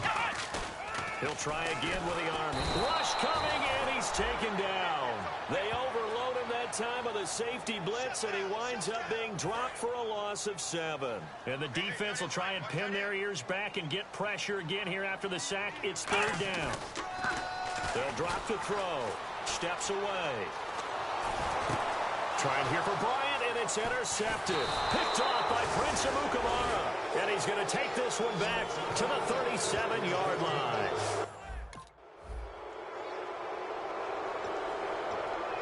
And Pittsburgh getting set to take the field. And following the interception, just any interception, are you a little bit more cautious when you start that next drive, or no, you just throw that out there? And he can't get rid of it. He's taken down. Telvin Smith in there to pick up his second sack now of the afternoon.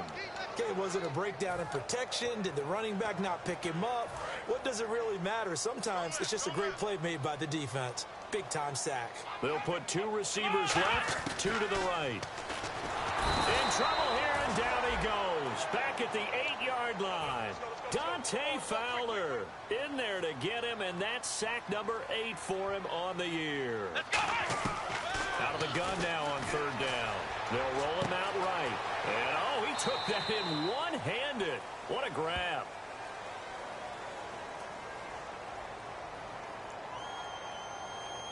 Pass interference. Defense.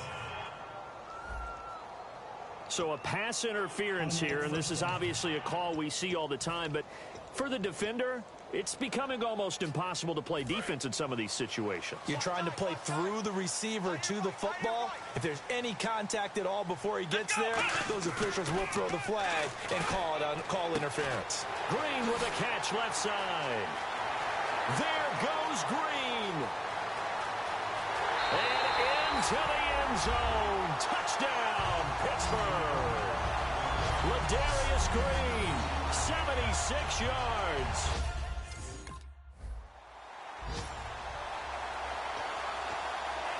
And Pittsburgh getting set to take the field.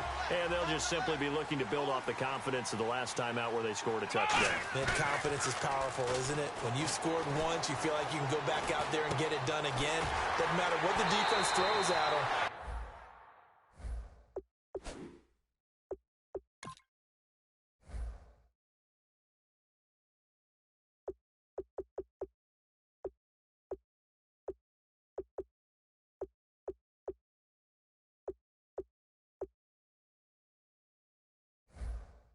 They feel like they're in a groove right now, and they want to get out there and show it. Yeah, hoping to stay in that groove here this go-around.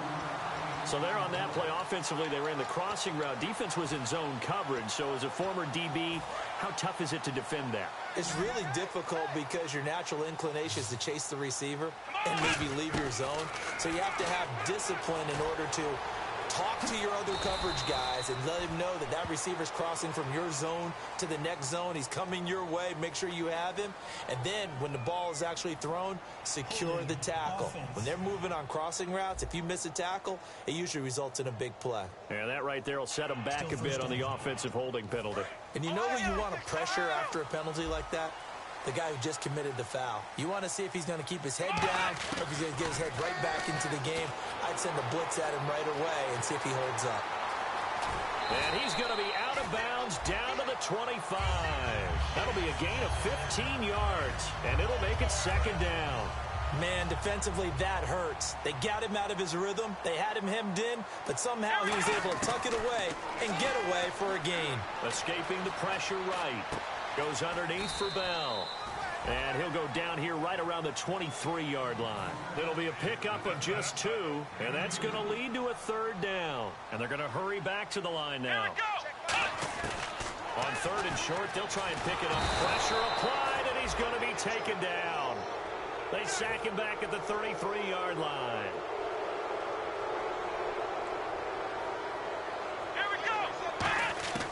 From the shotgun, he'll look to throw. Sliding out of the pocket. He can run for it, and he will. Gus Bradley's decision to go for it does not work out. And the Jack...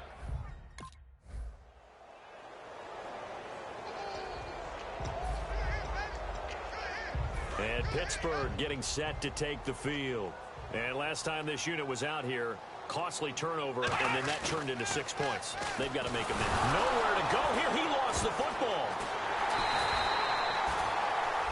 So they escape, so to speak, maintaining the football. Defensively, though, opportunity miss. It definitely was, because that's all defenses talk about. Getting the football and either advancing it the other way or just getting possession and turning it over to their offense. That can be a little bit deflating. You're exactly right. A lost opportunity. Rolling to his right. On the run, he'll let this go deep right side. And got his man complete. Past the 20. And into the end zone. Touchdown, Pittsburgh. A big play there. 85 yards. And the Steelers are an extra point away from tying this thing up. And that time he can...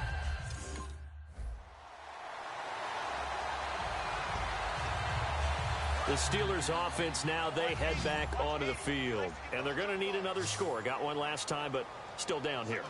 When you're playing catch-up, every possession becomes crucial, doesn't it? It's vital.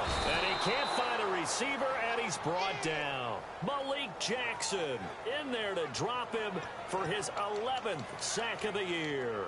Well, so much for setting the tone of the drive offensively. Giving up a big sack that loses that kind of yardage, not a great start. They'll put 2 receivers left, 2 to the right.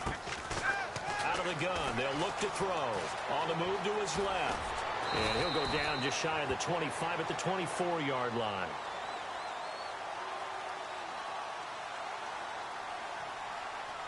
Holding offense.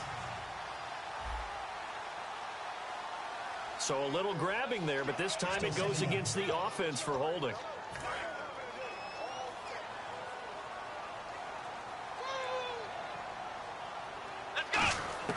Now a shotgun snap as they'll look to throw. And he's going to go down right near the goal line. The officials look at each other. They're going to mark him at the 1-yard line. Oh, boy, he got a favorable spot there. The guys on the sidelines were raising their hands over their head and clasping their hands to signal safety. But the official marked it just outside the end zone at the 1-yard line. And he takes a shot on the release as this will be incomplete.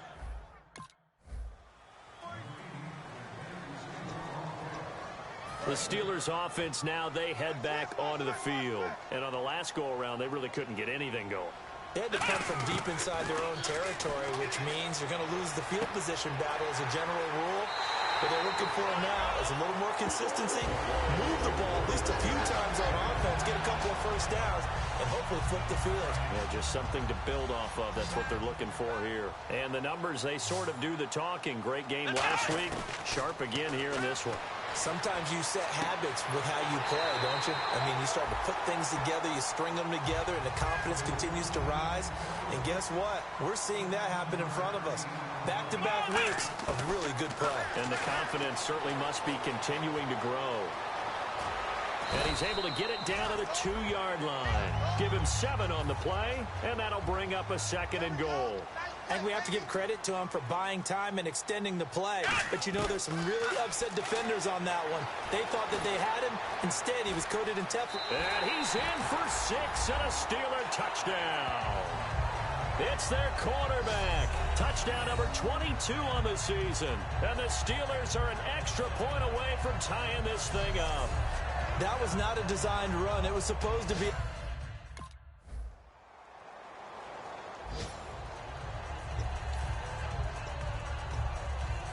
And Pittsburgh getting set to take the field. They're only in need of a field goal, a decent amount of time on the clock. So tell me if I'm wrong. You don't have to be too panicked here. No, not at all. I agree with you. And this is where your preparation and your confidence comes into play. They've worked on these situations. They practice this all the time. They practice it all the time. They know what they want to get done. And in a lot of cases, the great competitors, and he can't get a throw off. He's taken down. What a huge play at this point in the game. And they're going to speed things up here. Flex round. Check. Let's go. Back to throw. To the sideline, and that is a heck of a catch as he was able to get both feet in. And on that last play there, he's over 400 yards passing now. You know what that generally means? Success. That, and it means you really didn't miss opportunities. Usually very accurate. The ball's getting to the right place. Guys are making yardage after the catch to help you out that way. I mean, the whole team has picked it up. And don't forget, that means the offensive line has had to pass protect pretty well, too. Everyone dialed in. I have to say that was a surprise call on 3rd and inches. I thought they'd try and run the football there, but you got to believe they thought they'd surprise the defense and pick up something downfield, but that one goes incomplete. One score down. Here we go. They're going to go for it here on 4th down. Back to throw. He'll buy some time right. Now a desperation throw. Got a man. It's caught inside the 10. And into the end zone. Touchdown, Pittsburgh.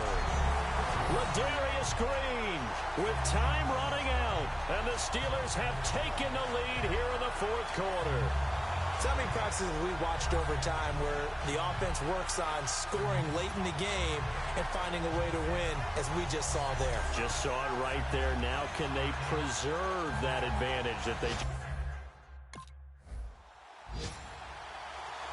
Well, going into the final play of this game, they knew that they needed some type of a miracle there at the very end, but they couldn't get it done. However, we were treated to really a spectacular affair.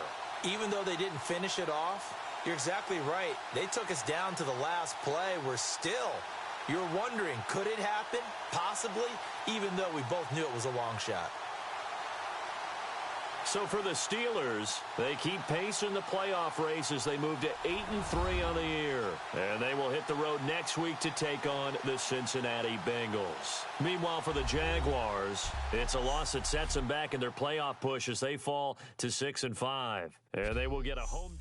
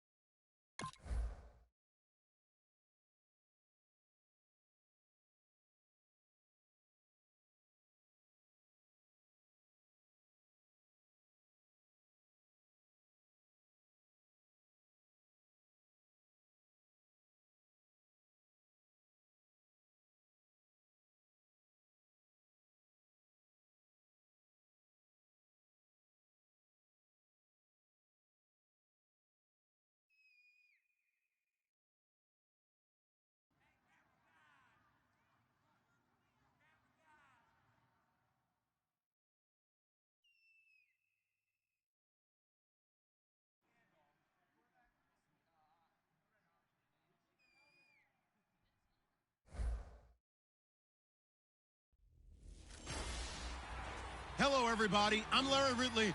You're tuned in to the NFL on EA Sports. As the season nears its end, a berth in the postseason is the goal. And this man knows the responsibility for getting them there lies mostly with him and with his ability to guide through offense flawlessly in this game. It's the Steelers going up against the Bengals. So let's send you up now to the Queen City of Cincinnati. Brandon Gaudin and Charles Davis. Larry, we are in the place the folks here call the Jungle, and that's Paul Brown Stadium in Cincinnati. Today, we've got a Week 13 matchup for you here between the Pittsburgh Steelers and the Cincinnati Bengals. Hi again, everyone. I'm Brandon Gaudin. To my left, Charles Davis. And, Charles, you focus on this Bengal team entering play. They come in after tasting defeat for the first time in about a month.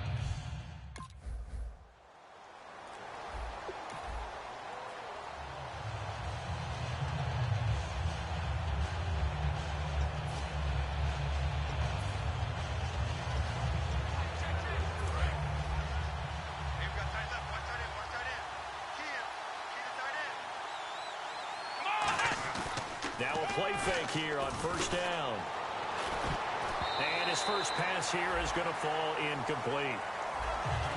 And, Charles, despite this list of key inactives that we see here, they've obviously still been pretty successful. Give everyone credit for this one because, to me, when that happens, key guys are out, the next man steps up and plays well. But that starts with the organization itself, all the way through. No excuses for guys being out. Finding guys who are capable backups who can step up and play when they need them. And we've seen the results of that. This team knows how to work through things. Partner, as a quarterback, sometimes you just got to know when the clock has gone off in your head, it's time to go. Tuck it and get all you can. They go play action here on first down. And it's complete to Ladarius Green. And taking it across midfield and inside the 45. Partner, it's a lot of fun watching the NFL now, isn't it? Because when the big fella runs routes, it used to be when we were kids, he'd run about 3 different routes, and that was it. Now he can run anything and catch the balls we just saw there. They'll roll him out right, and he can't quite bring it in. Might have heard footsteps there across the middle. Second down. So the incomplete pass brings up second down. They'll look to throw. Nowhere to go here. He lost the football. But it looked like the Steelers were able to recover, and they will indeed hold on to the ball. Call it luck or skill, whatever the case is. They're feeling good about just keeping the football there. Yeah, the biggest thing that they're calling it now, our ball. I mean, they don't care if it was luck or skill. Boy, the panic that jumps up in your chest when that ball's on the ground, whether you get it or your teammate gets it, just as long as you retain possession, that's all you're looking for. This is caught by Antonio Brown. A big 30-yard play on third. They'll look to throw now on first down. And he will find his man on the outside. 7 yards, the pickup on the pitch and catch.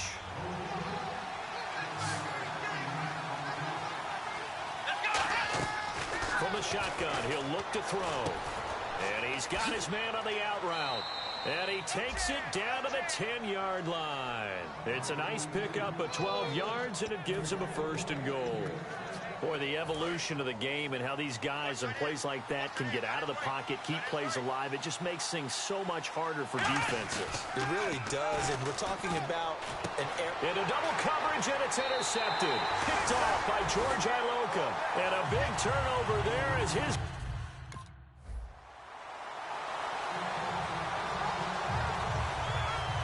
And Pittsburgh getting set to take the field.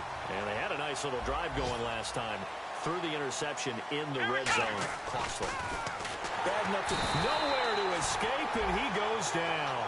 Clayton McDonald in there to drop him for his 5th sack of the year. And they weren't in zone coverage. They were in man, and each man did his job. And that looked like vintage, old-school coverage, didn't it?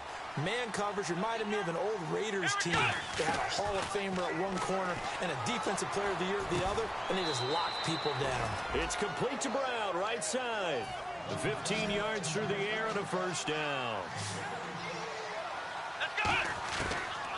first down. He'll drop to throw. Brought in by Coates. 5 yards on the catch there. Brings up second down. But that's what you're looking for when you want to throw the ball downfield. You want one of those guys who can play out on the perimeter, can play out wide, who can knock. And no escaping this time as he'll go down. They got him for a sack. Carlos Dunlap in there to get him, and that's sack number 6 for him on the year. Out of the gun now on third down. Eluding the pressure right. And he's got room. And I think the ball's out, but this will get out of bounds, so possession will stay the same.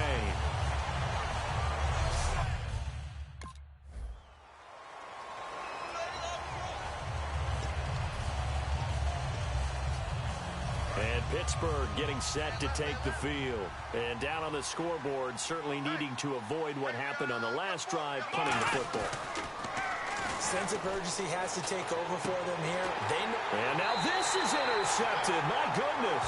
Picked off by George Iloka. And his guys are going to take over.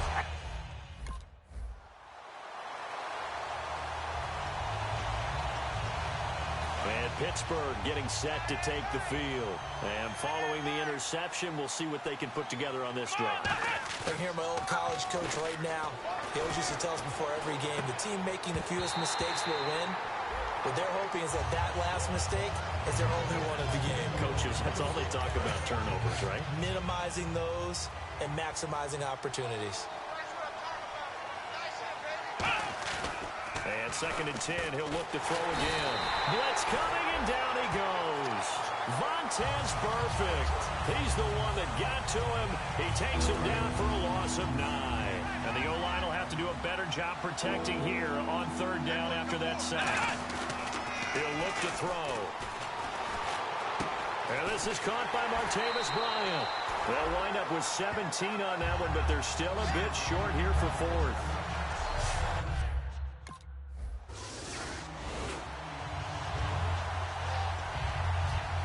And Pittsburgh getting set to take the field. And 3 and out on the last drive. No points on the scoreboard. A little soul-searching now. I would say so, and they need to help out their defense a little bit. They've had to be on the field. It's caught inside the 25. It's a big play there for the Steelers. 46 yards. Well, we know he's got the speed there. He needed the speed and the hands. A great catch. And because of that speed, you have to respect it as a defender. So you have to either play off or make sure you're somehow. And he's in. Touchdown, Steelers. Ladarius Green is a left.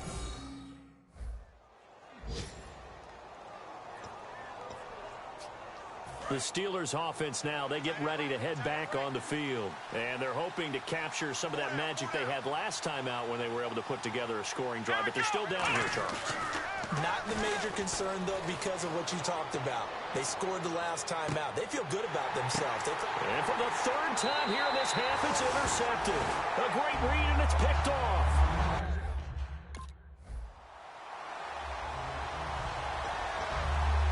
Pittsburgh's offense now heading back out onto the field. And with time quickly fading here in the 2nd quarter, not sure how aggressively, offensively they want to play this.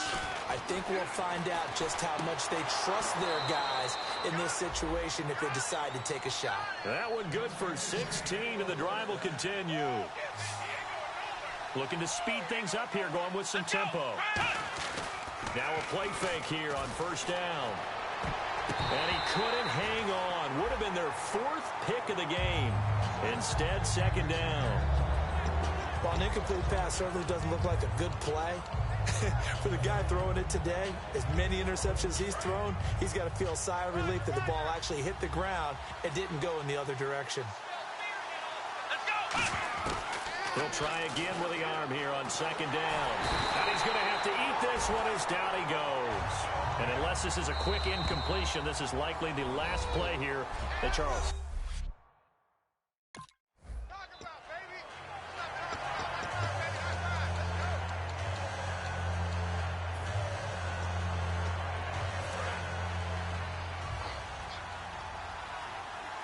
They'll put 2 receivers left, 2 to the right. They'll come out throwing here to start the drive. Room here to run. And he'll get it up near the 35, right at the 34 here. It'll be a gain of 9, and it'll be second and about a yard to go for the first. And quickly they get to the line. Here we go. Now they'll throw here out of the gun. Rolling to his left. And he'll get up near the 45. They'll spot it at the 44. Give him 10 yards on that one, and that'll earn him a fresh set of downs.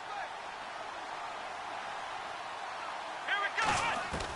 They'll look to throw here on first down. Flushed out right. Oh, he's got a little daylight. Give him 11 on the gain there. And the Steelers are going to have a first down. They're going to hurry back to the line now. Here we go. On first down, he'll drop to throw. Out to his left. His throw incomplete.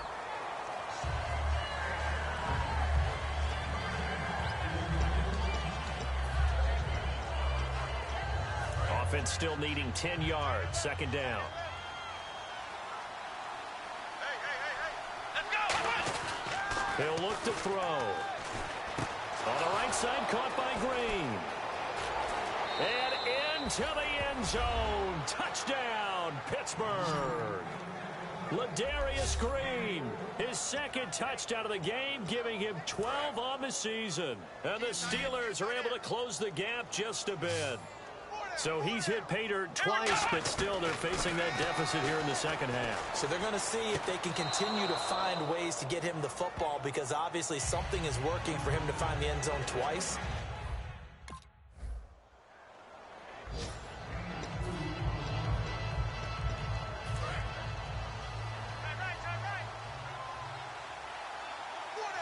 Brown, the lone receiver left. They go play action here on first down. And caught right side, Green. And he's brought down after a good gain. 26 yards on the pickup there. And it's good enough for a Pittsburgh first down. And now they're in the hurry-up. Now back to throw. And no escaping this time as he'll go down. They got him for a sack. And no matter what the situation, the O-line just hates that because they feel like they didn't protect little brother back there, right? Man, that's just so difficult for them, because just think about every single play. You decide. It's caught inside the 25. And he'll get this one down near the 20-yard line. And the offense moving quickly to the line. Now a play fake here on first down. Rolling to his right. And his throw is incomplete. 10 yards still left on second down. Here we go. Back to throw. He'll buy some time right. That is caught right at the 10-yard line. It's a nice pickup of 12 yards, and it gives him a first and goal. And with that last play, he's now up over that 300-yard mark. And in today's NFL, it almost feels routine. And I hate that when you talk about a 300-yard passing game. To me, 300 yards still signifies excellence, and he's achieved that in this performance. I wouldn't be shocked at all right now if there's a look of surprise on the big fella's face, because he had the route that he wanted, running the corner, and usually he's able to use his body and catch the football, but a really nice play by the defenders, able to knock it away. Steps away.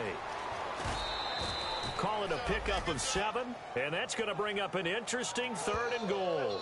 Well, he's proven real effective running the football. No one open, don't force it. Just get what you can, and that's what he's done very well in this game. They come out here in the I.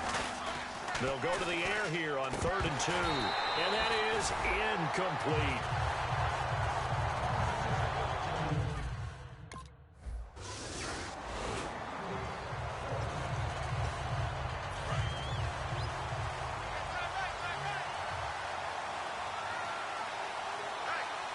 Brown, the lone receiver left. They're going to look to throw. They'll roll him out right. And he comes back with one complete. A good pickup there, a 22. I think by now it's been demonstrated quite well in the NFL that mobility is an attribute. But when you couple it with accuracy, you've really got something going. Able to get outside the pocket and complete the pass. Sliding out of the pocket. On the run, he'll let it go deep. Right sideline. He couldn't quite hold it. Got hit. Ball pops out. Incomplete. On every offensive coordinator, every play caller sheet, they have about 5 or 6 plays per game that they call shot plays or big plays. And you don't get many opportunities to dial them up. And they just did. And they drop it with a great chance to make a big play. That's going to hurt. And the offense looking to pick up the first down after the second down incompletion. And a nickel look here for the Bengals as they try to defend this on third. Rolling to his right. He finds Coates complete. And he takes it all the way down to the 32. A big play on third there for the Steelers. 44 yards. Now on first down, he'll drop to throw it. And his throw's going to be incomplete.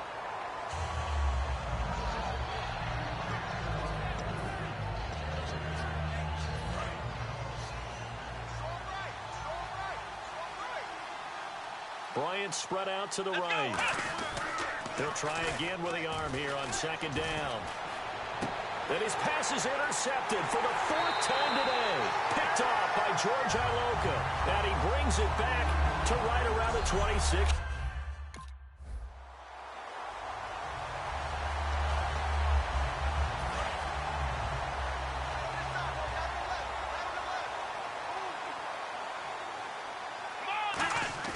Trying to shake off the interception from the last drive. He'll look to throw.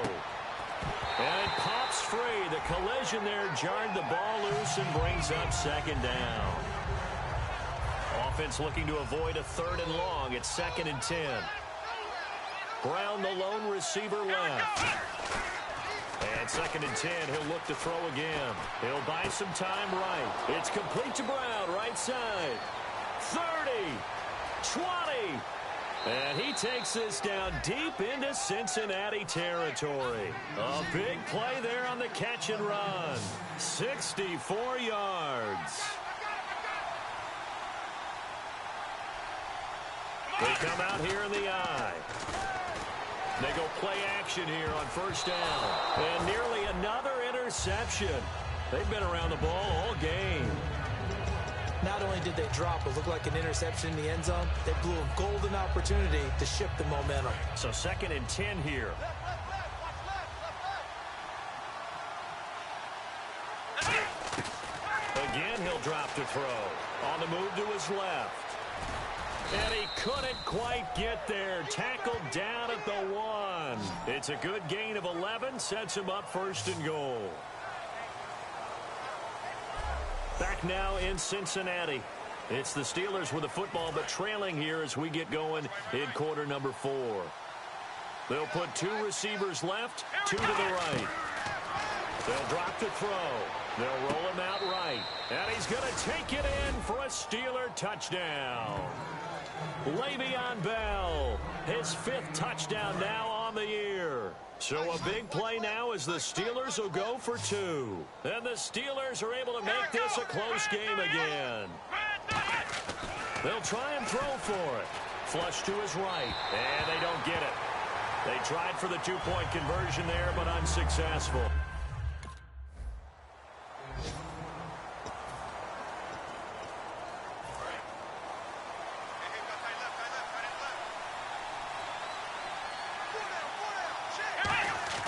Now a play fake here on first down. Sliding out of the pocket. And his throw here is incomplete. When you see passes knocked down by those guys I call the frustrated fullbacks, the linebackers, you know that in their zone coverage, they were able to drop, see the ball thrown, and react to it very quickly.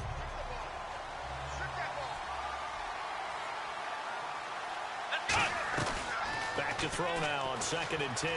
Rolling to his right. This will be caught by Brown. And able to get this one across the 45 before he's brought down. Now after that last play, there's a Bengal down on the field. While the training staff takes a peek, we'll take a break. Let's go.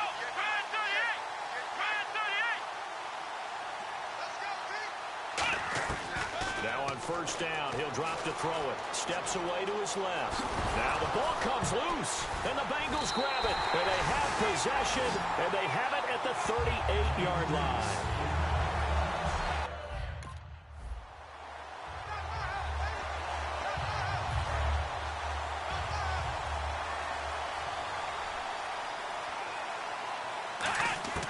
They'll come out throwing here to start the drive. He'll buy some time right. The 15 yards there on the scramble and a first down. And now it looks like they're going to be in the hurry up. Back to throw now on first down. Brought in by Coates. 13 yards there on the pickup. And that'll be good for a Pittsburgh first. That was a nice completion on an out route, and those types of plays are the result of arm strength by the quarterback and timing by the receiver.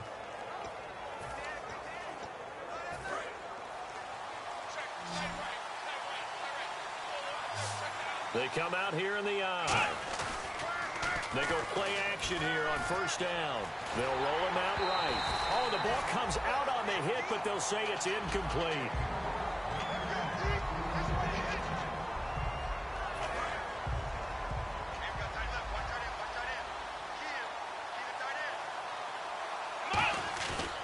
Second and 10, he'll look to throw again. Sliding out of the pocket. On the run, he'll let the... And my goodness, another interception. A great read, and it's picked off. And a big...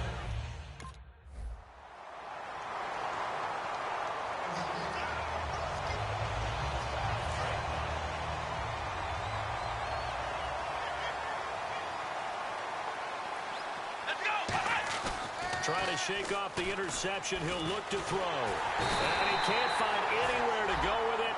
And he goes down. Geno Atkins in there to take him down. And the clock will roll.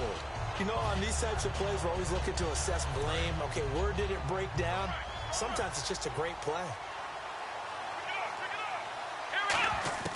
From the shotgun, he'll look to throw. He'll buy some time right. And he'll be out of bounds, getting it across the 25. It's a pickup of 12, and that'll set up a third down. Brandon, I love how in the game of football, everything that we call new.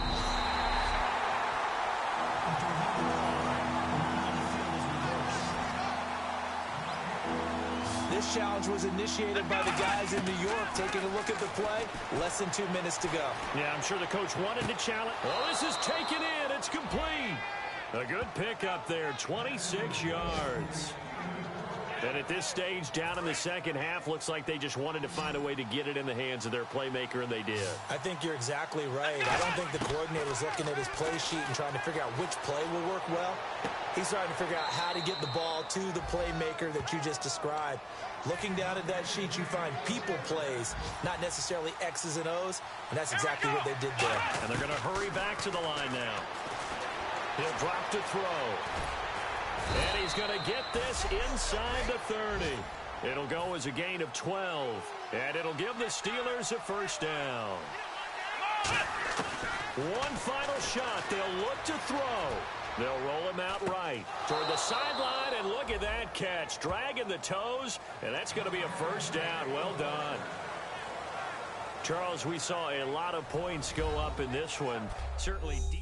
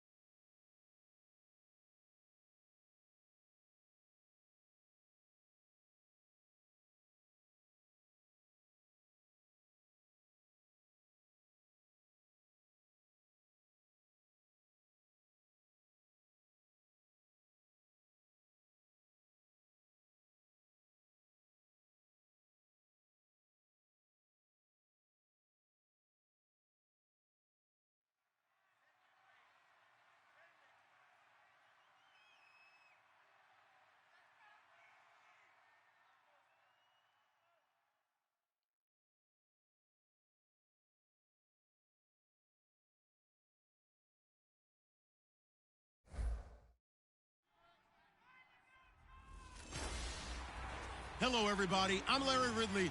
Welcome to the NFL on EA Sports. As the season nears its end, a berth in the postseason is the goal.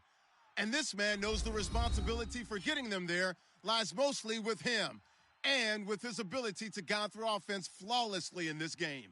It's the Browns going up against the Steelers. So let's get you up to the Steel City.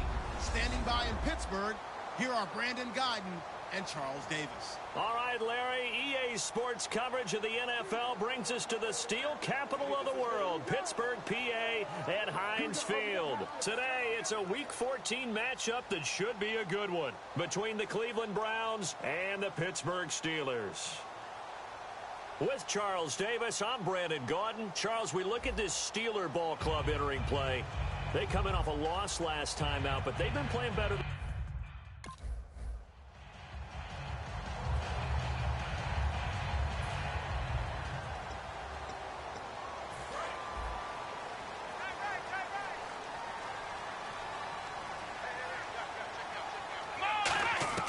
They'll come out throwing here on first down. And he can't get rid of it. He's taken down. He couldn't get rid of it. He takes a sack for a loss of 6 to bring up second down. So let's take a look here at the key inactives. And, Charles, I guess you get this late in the year, you expect to see some guys populating on this list. You're exactly right. No one's happy about it, but it really shouldn't be a surprise. So the guys who are playing in their spots, in their stead, they have to step up now and make big plays for their team. And he's certainly not a guy that drops that football very often. Indeed, because that's a bit of a surprise. I know he's in the middle of some traffic and people, bodies all around him, but he usually has the focus to haul that one in. Sliding out of the pocket. Oh, he's got some breathing room. And they'll bring him down at the 27-yard line. Okay, look at this. The punt team nowhere to be found. They're on the sidelines. Offense going to go for this on the opening drive. They're going to try and throw out to his left. He may try and run for this. And he'll get it up to the 33-yard line. A surprising move here on the opening.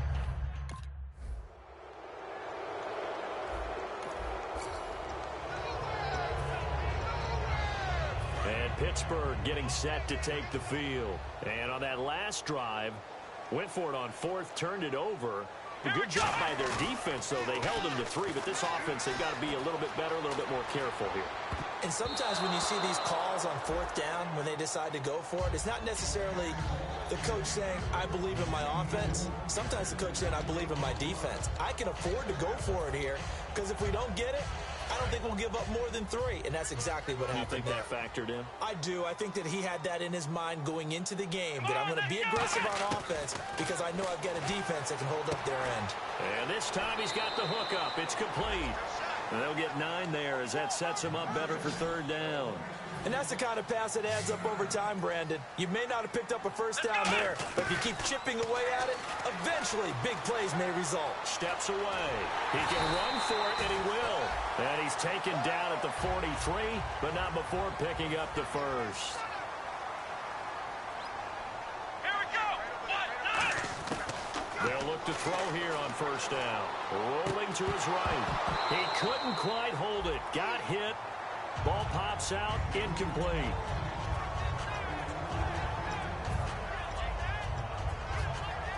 Unable to connect on the first down pass play. Now it's second down.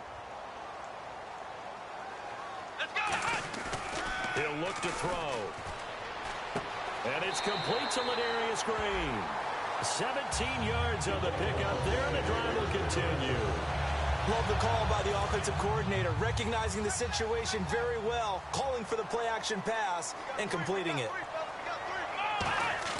Now a play fake here on first down. He'll buy some, and no escaping this time as he'll go down. They got him for a sack.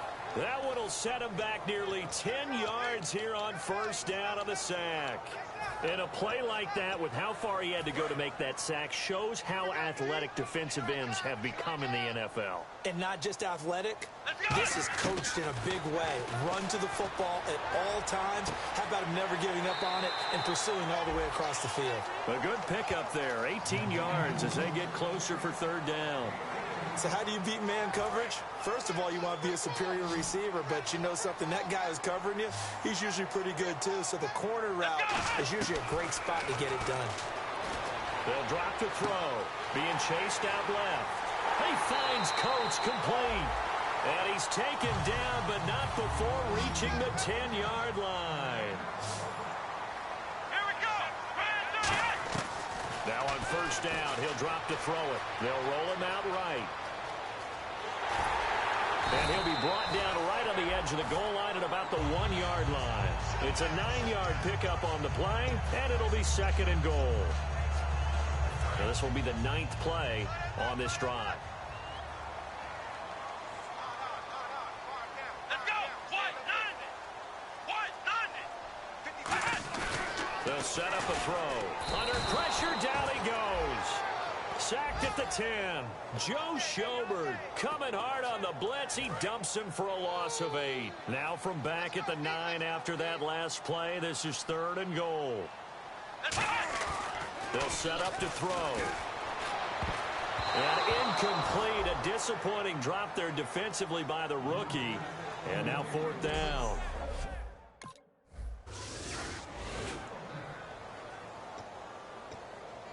Out comes the Steeler offense now, ready to see what they can do here. And a methodical drive last time, but they couldn't get that knockout blow. They had to settle for 3. But you got to like what they've been doing along the way, right? It's almost like the body blows, the setup punch. As you said, they didn't get the knockout blow here, but that doesn't mean it can't come later in the game on another possession.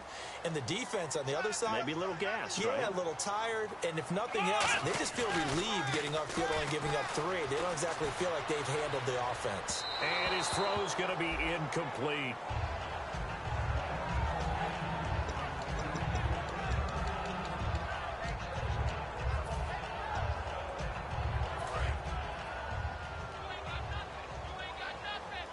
They'll put 2 receivers left, 2 to the right. And 2nd and 10, he'll look to throw again. On the move to his left. A 50-50 ball here, and it's intercepted. A great...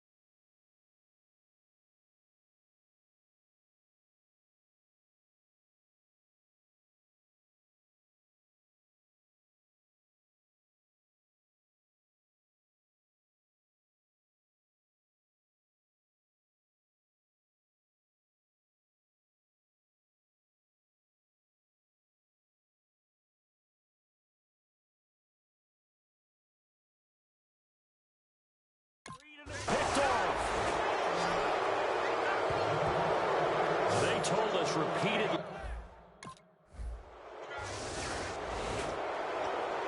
And Pittsburgh getting set to take the field.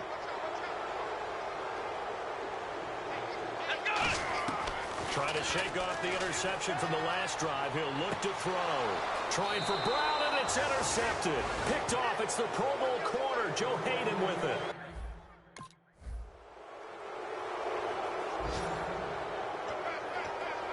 And Pittsburgh getting set to take the field. And last time wasn't pretty. One play and an interception. We'll see if they can do better. I want to see if they want to go ahead and throw the ball again now on this drive after what happened on the last one. Throw it on the first play. Give the quarterback some confidence. See what happens. No gain, and it's 2nd down. Well, the defensive guys won't be real happy because there won't be a sack on this play because he did get back to the line of scrimmage. But what a job they did overall. Hemmed him in and gave him nowhere to go with the football. Now he'll look to throw here on 2nd and 10. Rolling to his left. And the hit jarred it loose. It's incomplete. Defense has set themselves up nicely. 3rd and 10 now. They come out here in the eye. He'll drop to throw. Sliding out of the pocket. And incomplete. The contact made the ball roam free and brings up 4th down.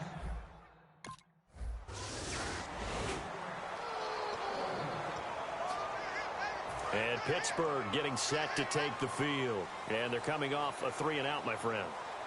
I think they've got to look at that play sheet and go to a spot that they haven't gone before. Time to shake things up a little bit to try and get this offense moving. Okay, so how do you do that? How do you shake things up? You look at what you called before, realize it hasn't worked somewhere else, and maybe try and find one of those special plays for one of your better players, and maybe try and hit something big and get things going in the excitement area. They go play action here on 1st down. Rolling to his right. On any given pass play, you never know exactly where your exit points are going to be. On this play, he was flushed to his left, still on the run, able to accurately throw the football for a nice 1st down. So they're still at the original line of scrimmage here. 2nd down and 10. Now a shotgun snap as they'll look to throw. And he can't find a receiver, and he's brought down. They'll wind up losing 10 on the sack, and it'll lead to a 3rd and long. Partner, I know that ball security's preached like crazy, but every now and then you've got to know when to get rid of the football and save a little bit of yardage if you're a quarterback. Because now if you're the offensive coordinator, what does it do if it was 3rd and 10 versus 3rd and much longer as it is now? Yeah, it changes everything in terms of play calling and the pressure you might expect to face on the very next down. Had to throw the ball away and save the yardage. He didn't get it done. Escaping the pressure right. 11 yards on the pickup, and on 4th down, they're able to convert and move the sticks.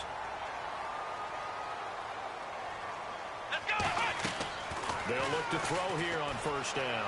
Out to his left. And the tip there altered the ball flight, and it falls incomplete. It'll be 2nd down.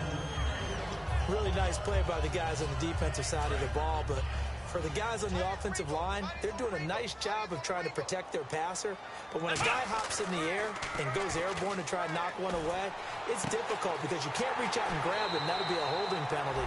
So all you're trying to do is make some type of a play on him, make some type of contact to try and get his arms out of the sky.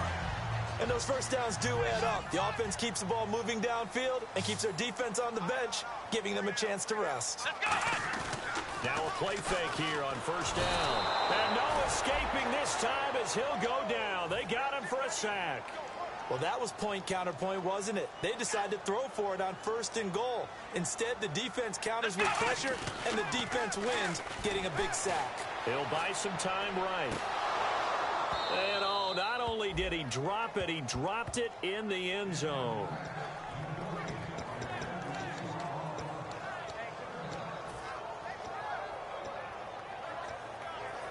Now this will be the 9th play on this drive. An extra defensive back on the field here for 3rd and goal. He'll look to throw. They'll roll him out right. And for the 3rd time here in this half, it's intercepted. A great read, and it's picked off. And a big turnover there as his guys will get the football back.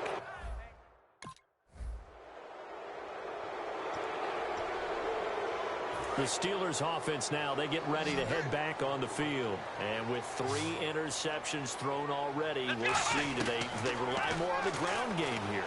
They may have to change things offensively to try and settle things down, not just for the guy throwing the ball, but for the rest of the offensive unit, because his confidence has to be shaken a little bit. And you just wonder, is the backup going to start to warm up a little bit over on the sideline?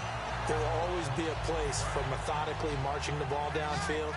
But when you can pick it up in big chunks and strike like that, have explosive plays, that's often the difference in winning and losing. Nowhere to go here. He lost the football. And they are going to set up shop at the 40-yard line.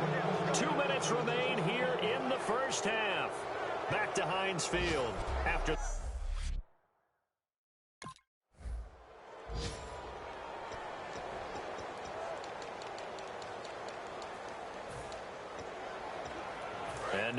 come the Steelers. And the turnover last time, that's sort of been symptomatic of their struggles here in this one. Big word. I like it now because you accept it. And this turns into disaster. He's not going to get forward progress. That'll be a save. Now the Steelers offense gets ready to get back onto the field. And with time quickly fading here in the second quarter, not sure how aggressively, offensively they want to play this. I think we'll find out just how much they trust their guys in this situation if they decide to take a shot. And it pops free. The collision there jarred the ball loose and brings up second down. A reminder that coming up in 2 minutes, we'll check in with Larry Ridley in Orlando with highlights and analysis. And he's going to have to eat this one as down he goes. And now a timeout called defensively by the Browns. It's just their first, so they'll have 2 remaining here before we get to halftime. Out of the gun now on third down. Sliding out of the pocket. And this is incomplete with a clock showing just 3 seconds left.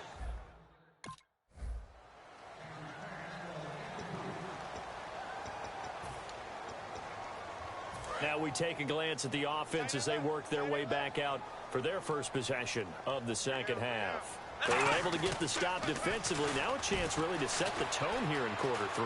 They can really take charge, can't they? And this is probably how it was drawn up in the half. I think we can go inside the locker room, all right? And I think we would see up on the grease boards, stop them defensively, get the ball back from the offense, and let's go downfield and score. Seems simple, right?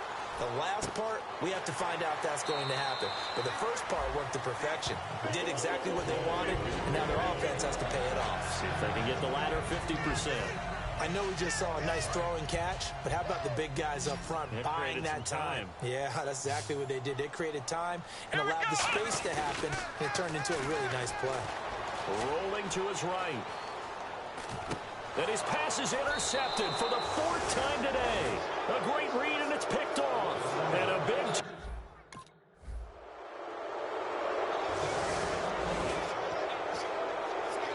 And the Steelers set to take the field. Brown, the lone receiver, left.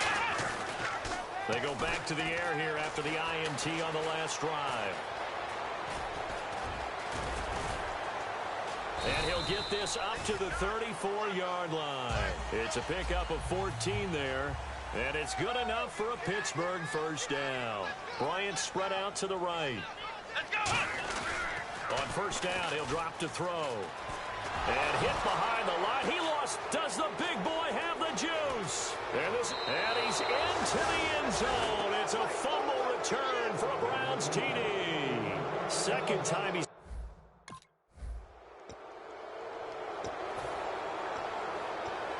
And Pittsburgh getting set to take the field. They come out here in the eye. Now on first down, he'll drop to throw it. A hit as he throws there, incomplete. We just saw another example of really good defensive football, which has led to the cushion that they have in this game. Got to him once again, knocked him on the ground, forced an incompletion. Yeah, they've set the tone. It's one thing to set the tone, another to come in here on the road and set the tone. Steps away. And they can't get the long connection as it falls incomplete. And the offense looks to pick up the first here on third after that incompletion. Here we go! They'll look to throw here. And they almost had another one. They are all over the football in this game. Nearly another pick. Now...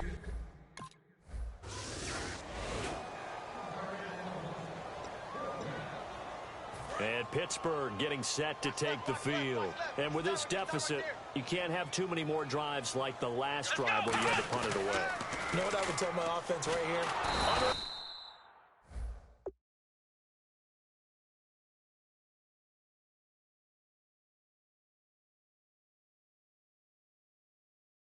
Heavy rush, and down he goes. Christian Kirksey. He's the one that got to him. He takes him down for a loss of 9.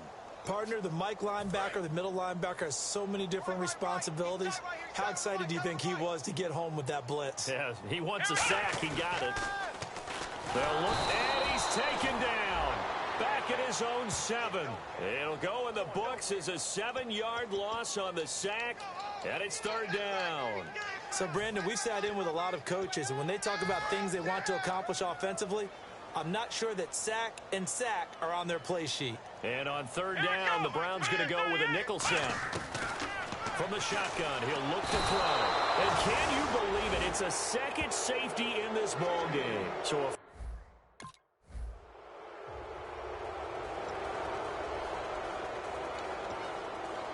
and Pittsburgh getting set to take the field. And last time they surrendered the safety, we know they don't want to do that again. That is just one of those oddities in scoring. Under pressure, and they got to him again. Emmanuel Ogbah in there to get him for sack number 9 now on the year. And they're going to speed things up here. Now they'll throw here out of the gun. On the move to his left. It's incomplete. Took a shot, couldn't connect.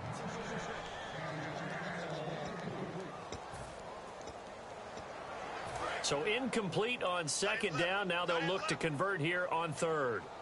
3 down. Here we go. Looking to throw.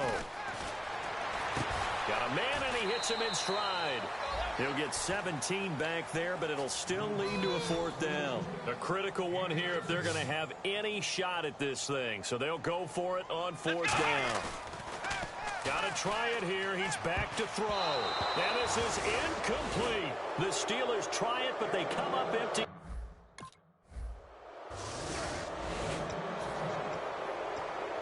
The Steelers offense now, they head back onto the field. And last time out, went for it on 4th down, turned it over, gave them great field position, turned into 6 points, so they've got to recover here, Charles. It's amazing what one decision can do in the chain of events, right?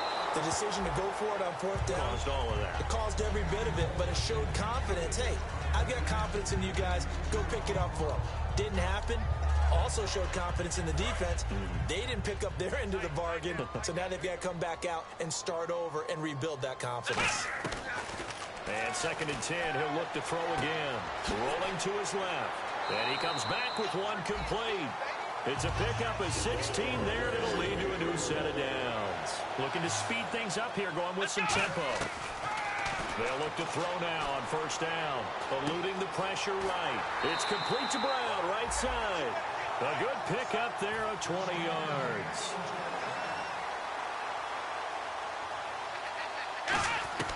Back to throw now on 1st down. And this one caught by Coates. That throw good for 4. It's 2nd down.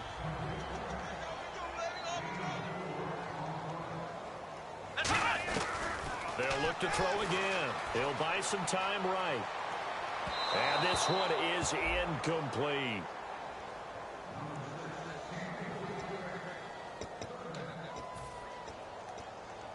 They need to get this to the 24 on 3rd down. Back to throw again. They'll roll him out right. He's got his man here. It's Green. 18 yards there and a 1st down. And he's been one of their few bright spots here this afternoon. And as you pointed out, so far he's gotten his. That's not been the issue at all. But the teammates, the other guys, they've been shut down. That's why the defensive guys have to feel pretty good, even though he's over 100 yards. Yeah, he got his man. It's caught for a Steelers touchdown. Their dangerous wide receiver, his 6th touchdown of the season. And the Steelers...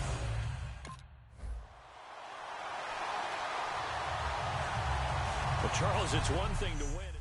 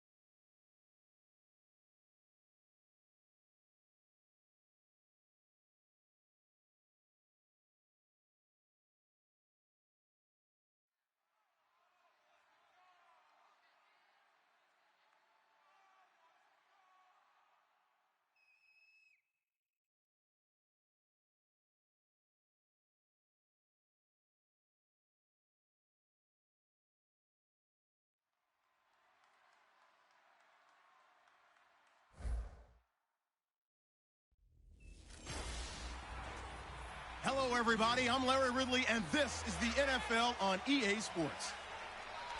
As the season nears its end, a berth in the postseason is the goal. And this man knows the responsibility for getting them there lies mostly with him and with his ability to guide through offense flawlessly in this game.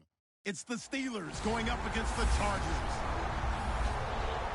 Set for the call of this Week 15 matchup, here are Brandon Gaudin and Charles Davis. America's finest city on about as fine a Sunday afternoon as you're ever gonna see. Today, we're set for a good AFC matchup between the Pittsburgh Steelers and the San Diego Chargers. Hi, everybody. Brandon Gaudin alongside Charles Davis. And, Charles, we take a look at this Charger club entering play here. They come in playing pretty good football. Winners of 4 of their last 6 games. And they looked awfully good last week.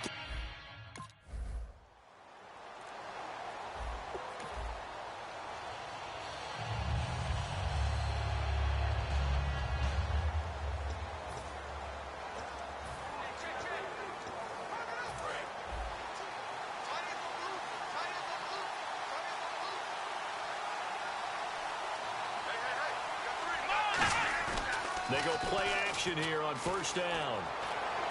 It's caught. It's the former Charger, Ladarius Green. 18 yards on the pickup there.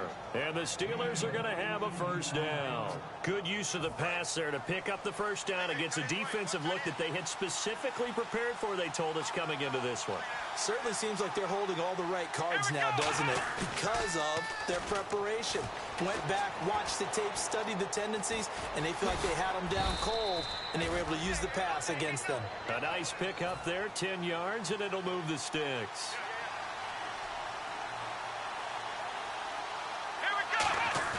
Now a play fake here on first down. Sliding out of the pocket toward the sideline, and look at that catch. Dragging the toes, and that's going to be a first down. Well done.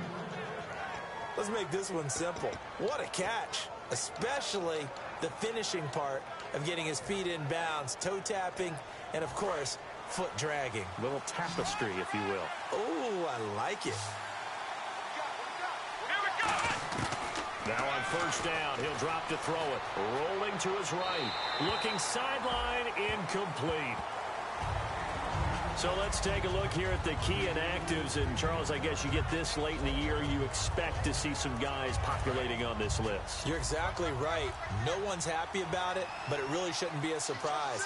So the guys who are playing in their spots, in their stead, they have to... And he can't find anywhere to go with it, and he goes down. Jeremiah Tauchu in there to bring him down for a loss of 7. Big sack on second down. Now the offense needs to convert here on third. Back to throw here. Out to his left. Now he'll let it go on the run. Trying for Brown, and it's intercepted. Picked off by Casey Hayward. And the return goes up to his own 17-yard line.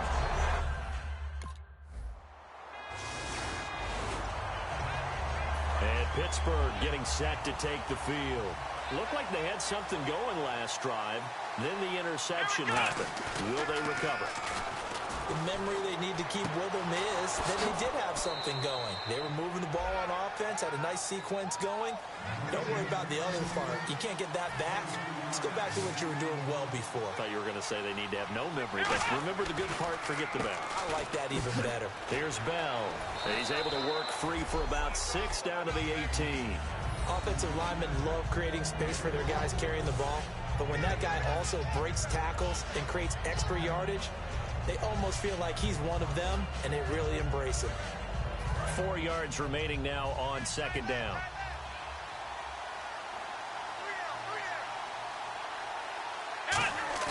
They're going to look to throw. That is caught inside the 5.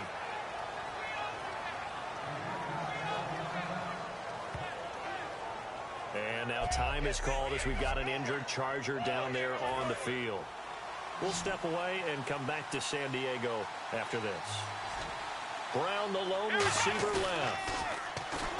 They'll look, and no escaping this time as he'll go down. They got him for a sack. Melvin Ingram in there to to get him, and that's sack number 6 for him on the year. He'll look to throw.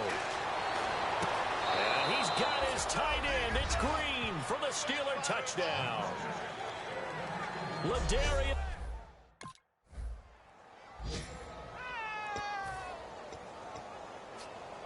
And Pittsburgh getting set to take the field. And they will simply, Charles, be looking to duplicate what they did last drive when they were able to push it in for 6. And they hope it'll be that easy, right? To be able to take exactly what happened. He's got a man complete. A big play that time for Pittsburgh. 45 yards.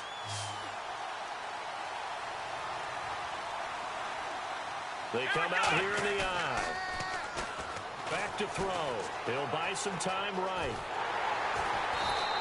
Call it a 1-yard gain on the play, and it's a 2nd down. Yeah, he only gets a few yards on 1st and 10, but he's better off doing that than throwing an incompletion or even worse, an interception. Here we go! He'll drop to throw. Steps away. Now he's going to let it go deep left side. And this is caught inside the 5. And he's in. Touchdown, Steelers.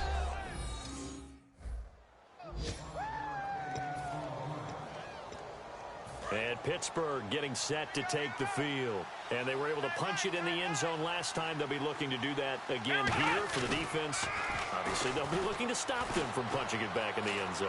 It always is punch-counter-punch, isn't it? And which team has the... The ball popped in the air and intercepted. A great read, and it's picked off.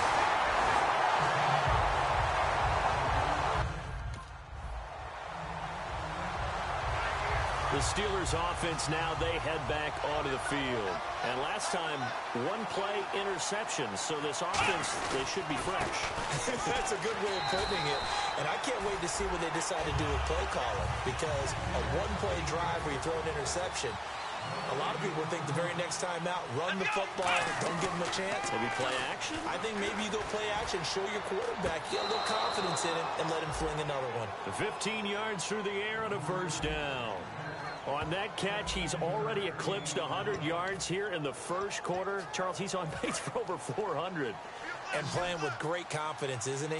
I think he probably had it coming into the game, and now that he's really come out of the gate this strongly, how'd you like to be in the huddle with him? And no escaping this time as he'll go down. They got him for a sack.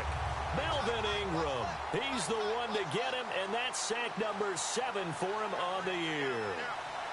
Let's go! They'll set up to throw. They'll roll him out right. On the right side, caught by Green. A really good pickup of 28 yards.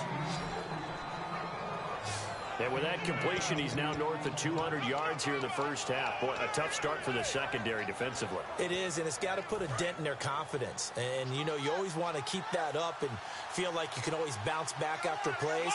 But with the kind of numbers he's putting up here, it's starting to wear on him a little bit, I think. And he's going to take it in for a Steeler touchdown. Their dangerous wide receiver with touchdown number 7 on the year. And the Steelers are going to add on to their lead.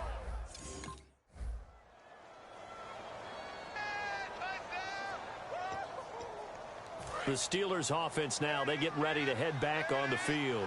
And that recipe on their last drive that resulted in a touchdown looked pretty good. So they'll be hoping to do that once more. And it takes me back to when we sat with the offensive coordinator and the head coach. They felt pretty good about their game plan and thought there were some holes in the defense, and they exploited them the last time out. Let's see if they can come back and put together a similar drive. And we'll see if they can do just that.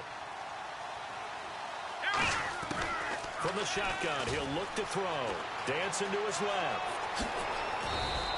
Give him 12 yards on that one. It earns him a fresh set of downs.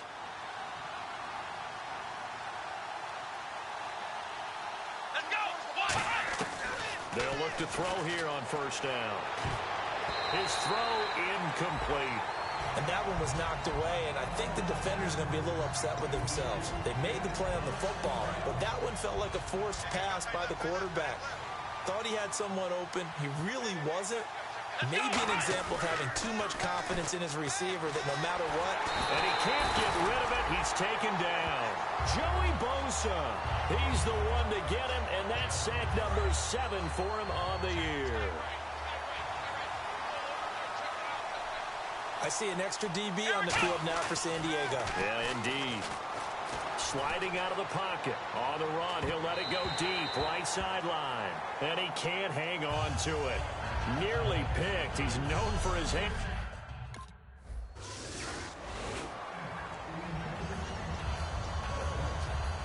And Pittsburgh getting set to take the field. And a tight game after punting last time. See if they can get something going on this drive. As they head to the field now, with the game this close, you've got to feel there's a sense of urgency for them going on offense right now. But they have to do it without letting panic creep in and affect their play. Brown, the lone receiver, left. Back to throw now on 2nd and 10. Toward the sideline, and look at that catch. Dragging the toes, and that's going to be a first down. Well done. He's been a busy man here in this one, and they're showing off some nice footwork to stay in bounds. And with those types of catches and the volume that we've seen in this game, wouldn't you keep him busy as well? I would. Of course. You got to keep throwing it to him. He keeps making plays. And caught. Right side, Green. Give him 18 on that one. And it'll give the Steelers a first down. And now with that completion, he's north of 200 yards here in the first half. And he's going to break our statistician, Marvin, isn't he? Because Marvin right now is just tallying it up. Hope his hand doesn't hurt too much doing this, or he keeps hitting the calculator. But my goodness, what a start he is off to. By the end of this game, he could have monster numbers. He just wants to continue to be accurate. And on 2nd and 10 now.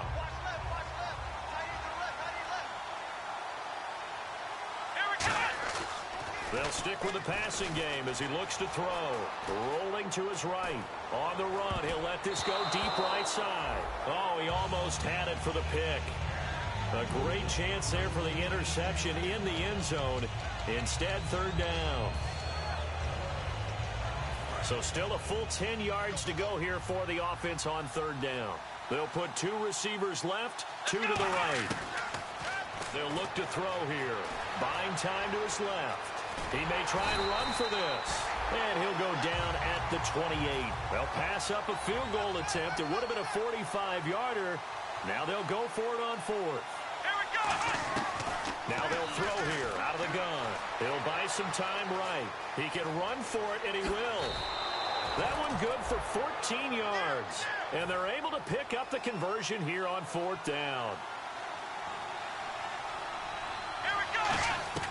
Inside the red zone here, they'll look to throw. On the move to his left. And that is out of the back of the end zone, incomplete. And the 8th play on this drive coming up. Here we go! He'll try again with the arm here on 2nd down. And his throw is incomplete.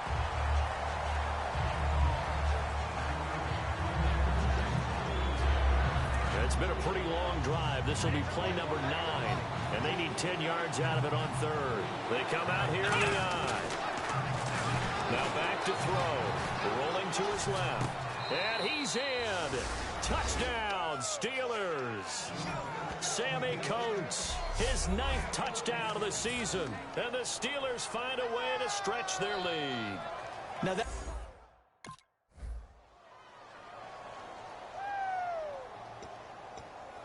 Pittsburgh's offense now heading back out onto the field. And they'll just simply be looking to build off the confidence of the last time out where they scored a touchdown. And confidence is powerful, isn't it? When you've scored once, you feel like you can go back out there and get it done again. Doesn't matter what the defense throws at them. They feel like they're in a groove right now, and they want to get out there and show it. Yeah, hoping to stay in that groove here this go-around. Now a play fake here on 1st down. Out to his left. And his throw's going to be incomplete. Give him credit for batting it away, but unable to come up with the interception. And sometimes that joke does come true. Guys are on defense for a reason. Maybe their hands aren't quite as skillful as the guys on offense, but a lot of credit on that play for just knocking it away. They'll run it with Bell. And little room to maneuver there. He gets it down to about the 39.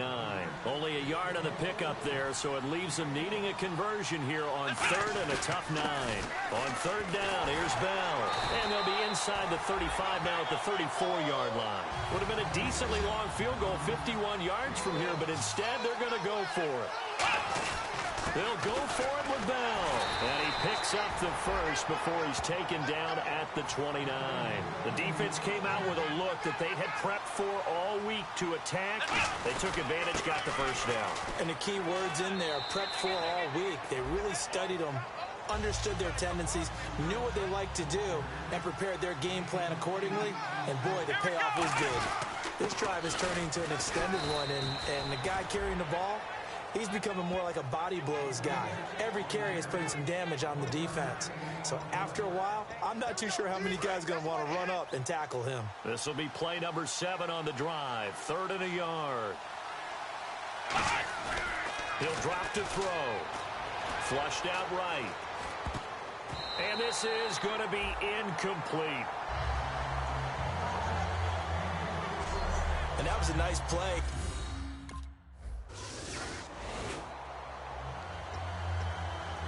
Out comes the Steeler offense now, ready to see what they can do here. And we'll see how this is played. Offensively, they got the lead. Not a whole lot of time left. What do you think, Charles? Well, it's tempting to try and add. And he can't find a receiver, and he's brought down.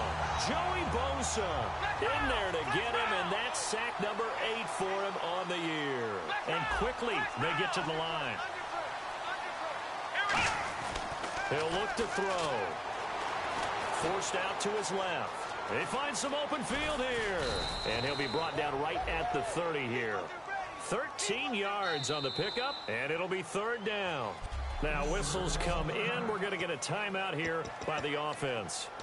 It's just their first, so they'll have 2 remaining here before we get to halftime. 3rd down and 5.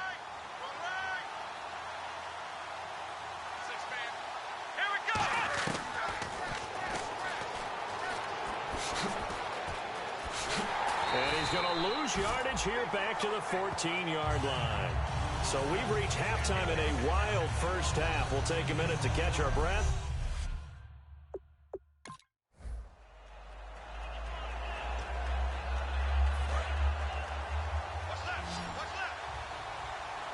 Five wides in the game, 4 of them to the right side. They'll try and start this drive in the air. Brought in by Coates. 15 yards through the air and a 1st down. But it appears that they read man defense and went to the out route, and what you have to do on that one is the receiver's got to make sure he works the defender towards the middle of the field to give himself space to cut to the outside and have that ball delivered with good timing, and they got it done. And this one caught by Coates. Give them 13 on the pickup there. And the Steelers are going to have a 1st down. They're going to hurry back to the line now. From the midfield stripe, they'll look to throw. And no escaping this time as he'll go down. They got him for a sack. They bring the safety on the blitz, and he busts through to drop him for an 8-yard loss.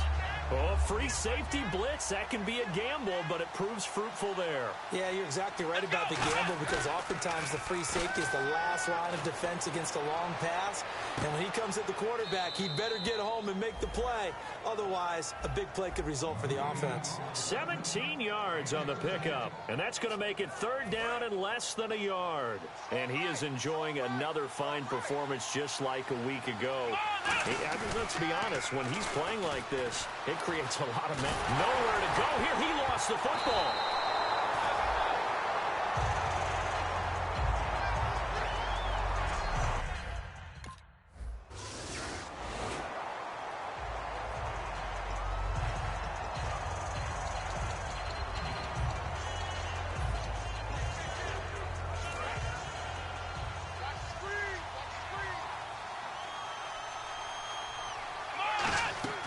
They'll come out throwing here on 1st down. And he's going to have to eat this one as down he goes.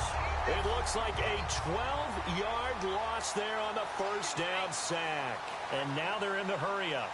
And not a blitzer, but still able to get there from a strong safety position. Nowhere to go here. He lost the football. And he takes it back to the house. It's a fumble recovery and a Charger touchdown.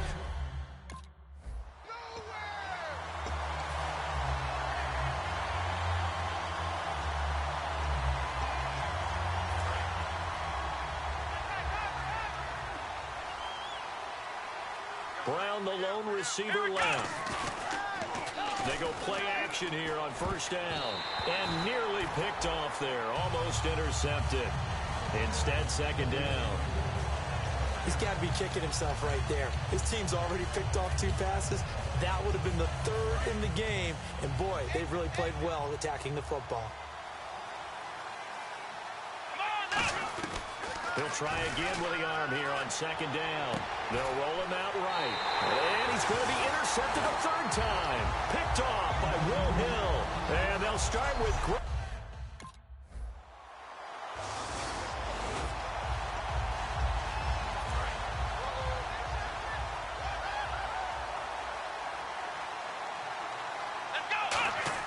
They go back to the air here after the INT on the last drive. And he will find his man on the outside.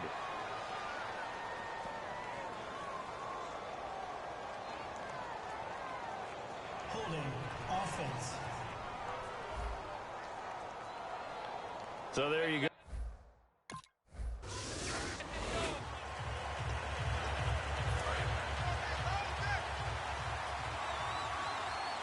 They'll put 2 receivers left, 2 to the right. They'll look to throw here. Flush to his right. It'll be a gain of 6, and it'll make it a second down. Second down and 4.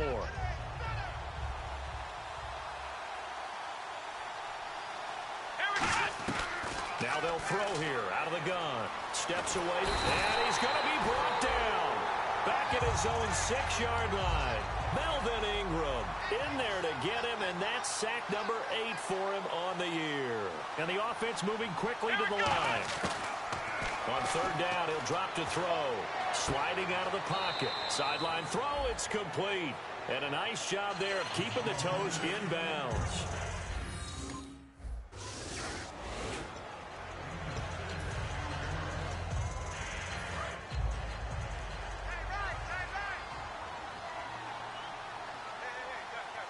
Brown, the lone receiver left. Now a play fake here on first down.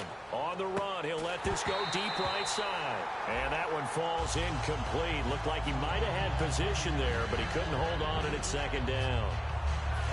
Second down following the incompletion. Well, they went for the big play there, but that drop could really hurt their momentum. And second and 10, he'll look to throw again. On the move to his left. And his pass is intercepted for the 4th time today. Ripped off by Casey Hayward. And his guys are going to get the football at their own 47.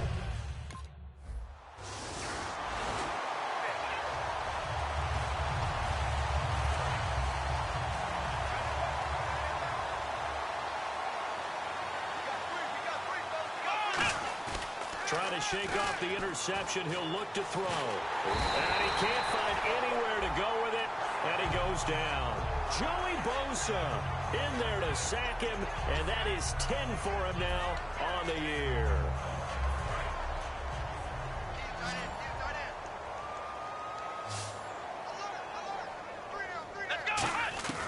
From the shotgun, he'll look to throw. And he can't get rid of it. He's taken down. Jeremiah Tauchu in there to drop him for his 5th sack of the year. And the offense now will try to regroup after the sack on second down. Out of the gun now on third down. Being chased out left. Man open left side is Brown. A crazy sequence here. A huge gain that time, but it still leaves him well short for 4th down. And we continue to see another. Well, Charles, it's one thing to win. It's another thing to win and put up the amount of points that they did. Boy, were they clicking on offense. They can't help but feel great about themselves, can they? I mean, what a game to put up that number of points.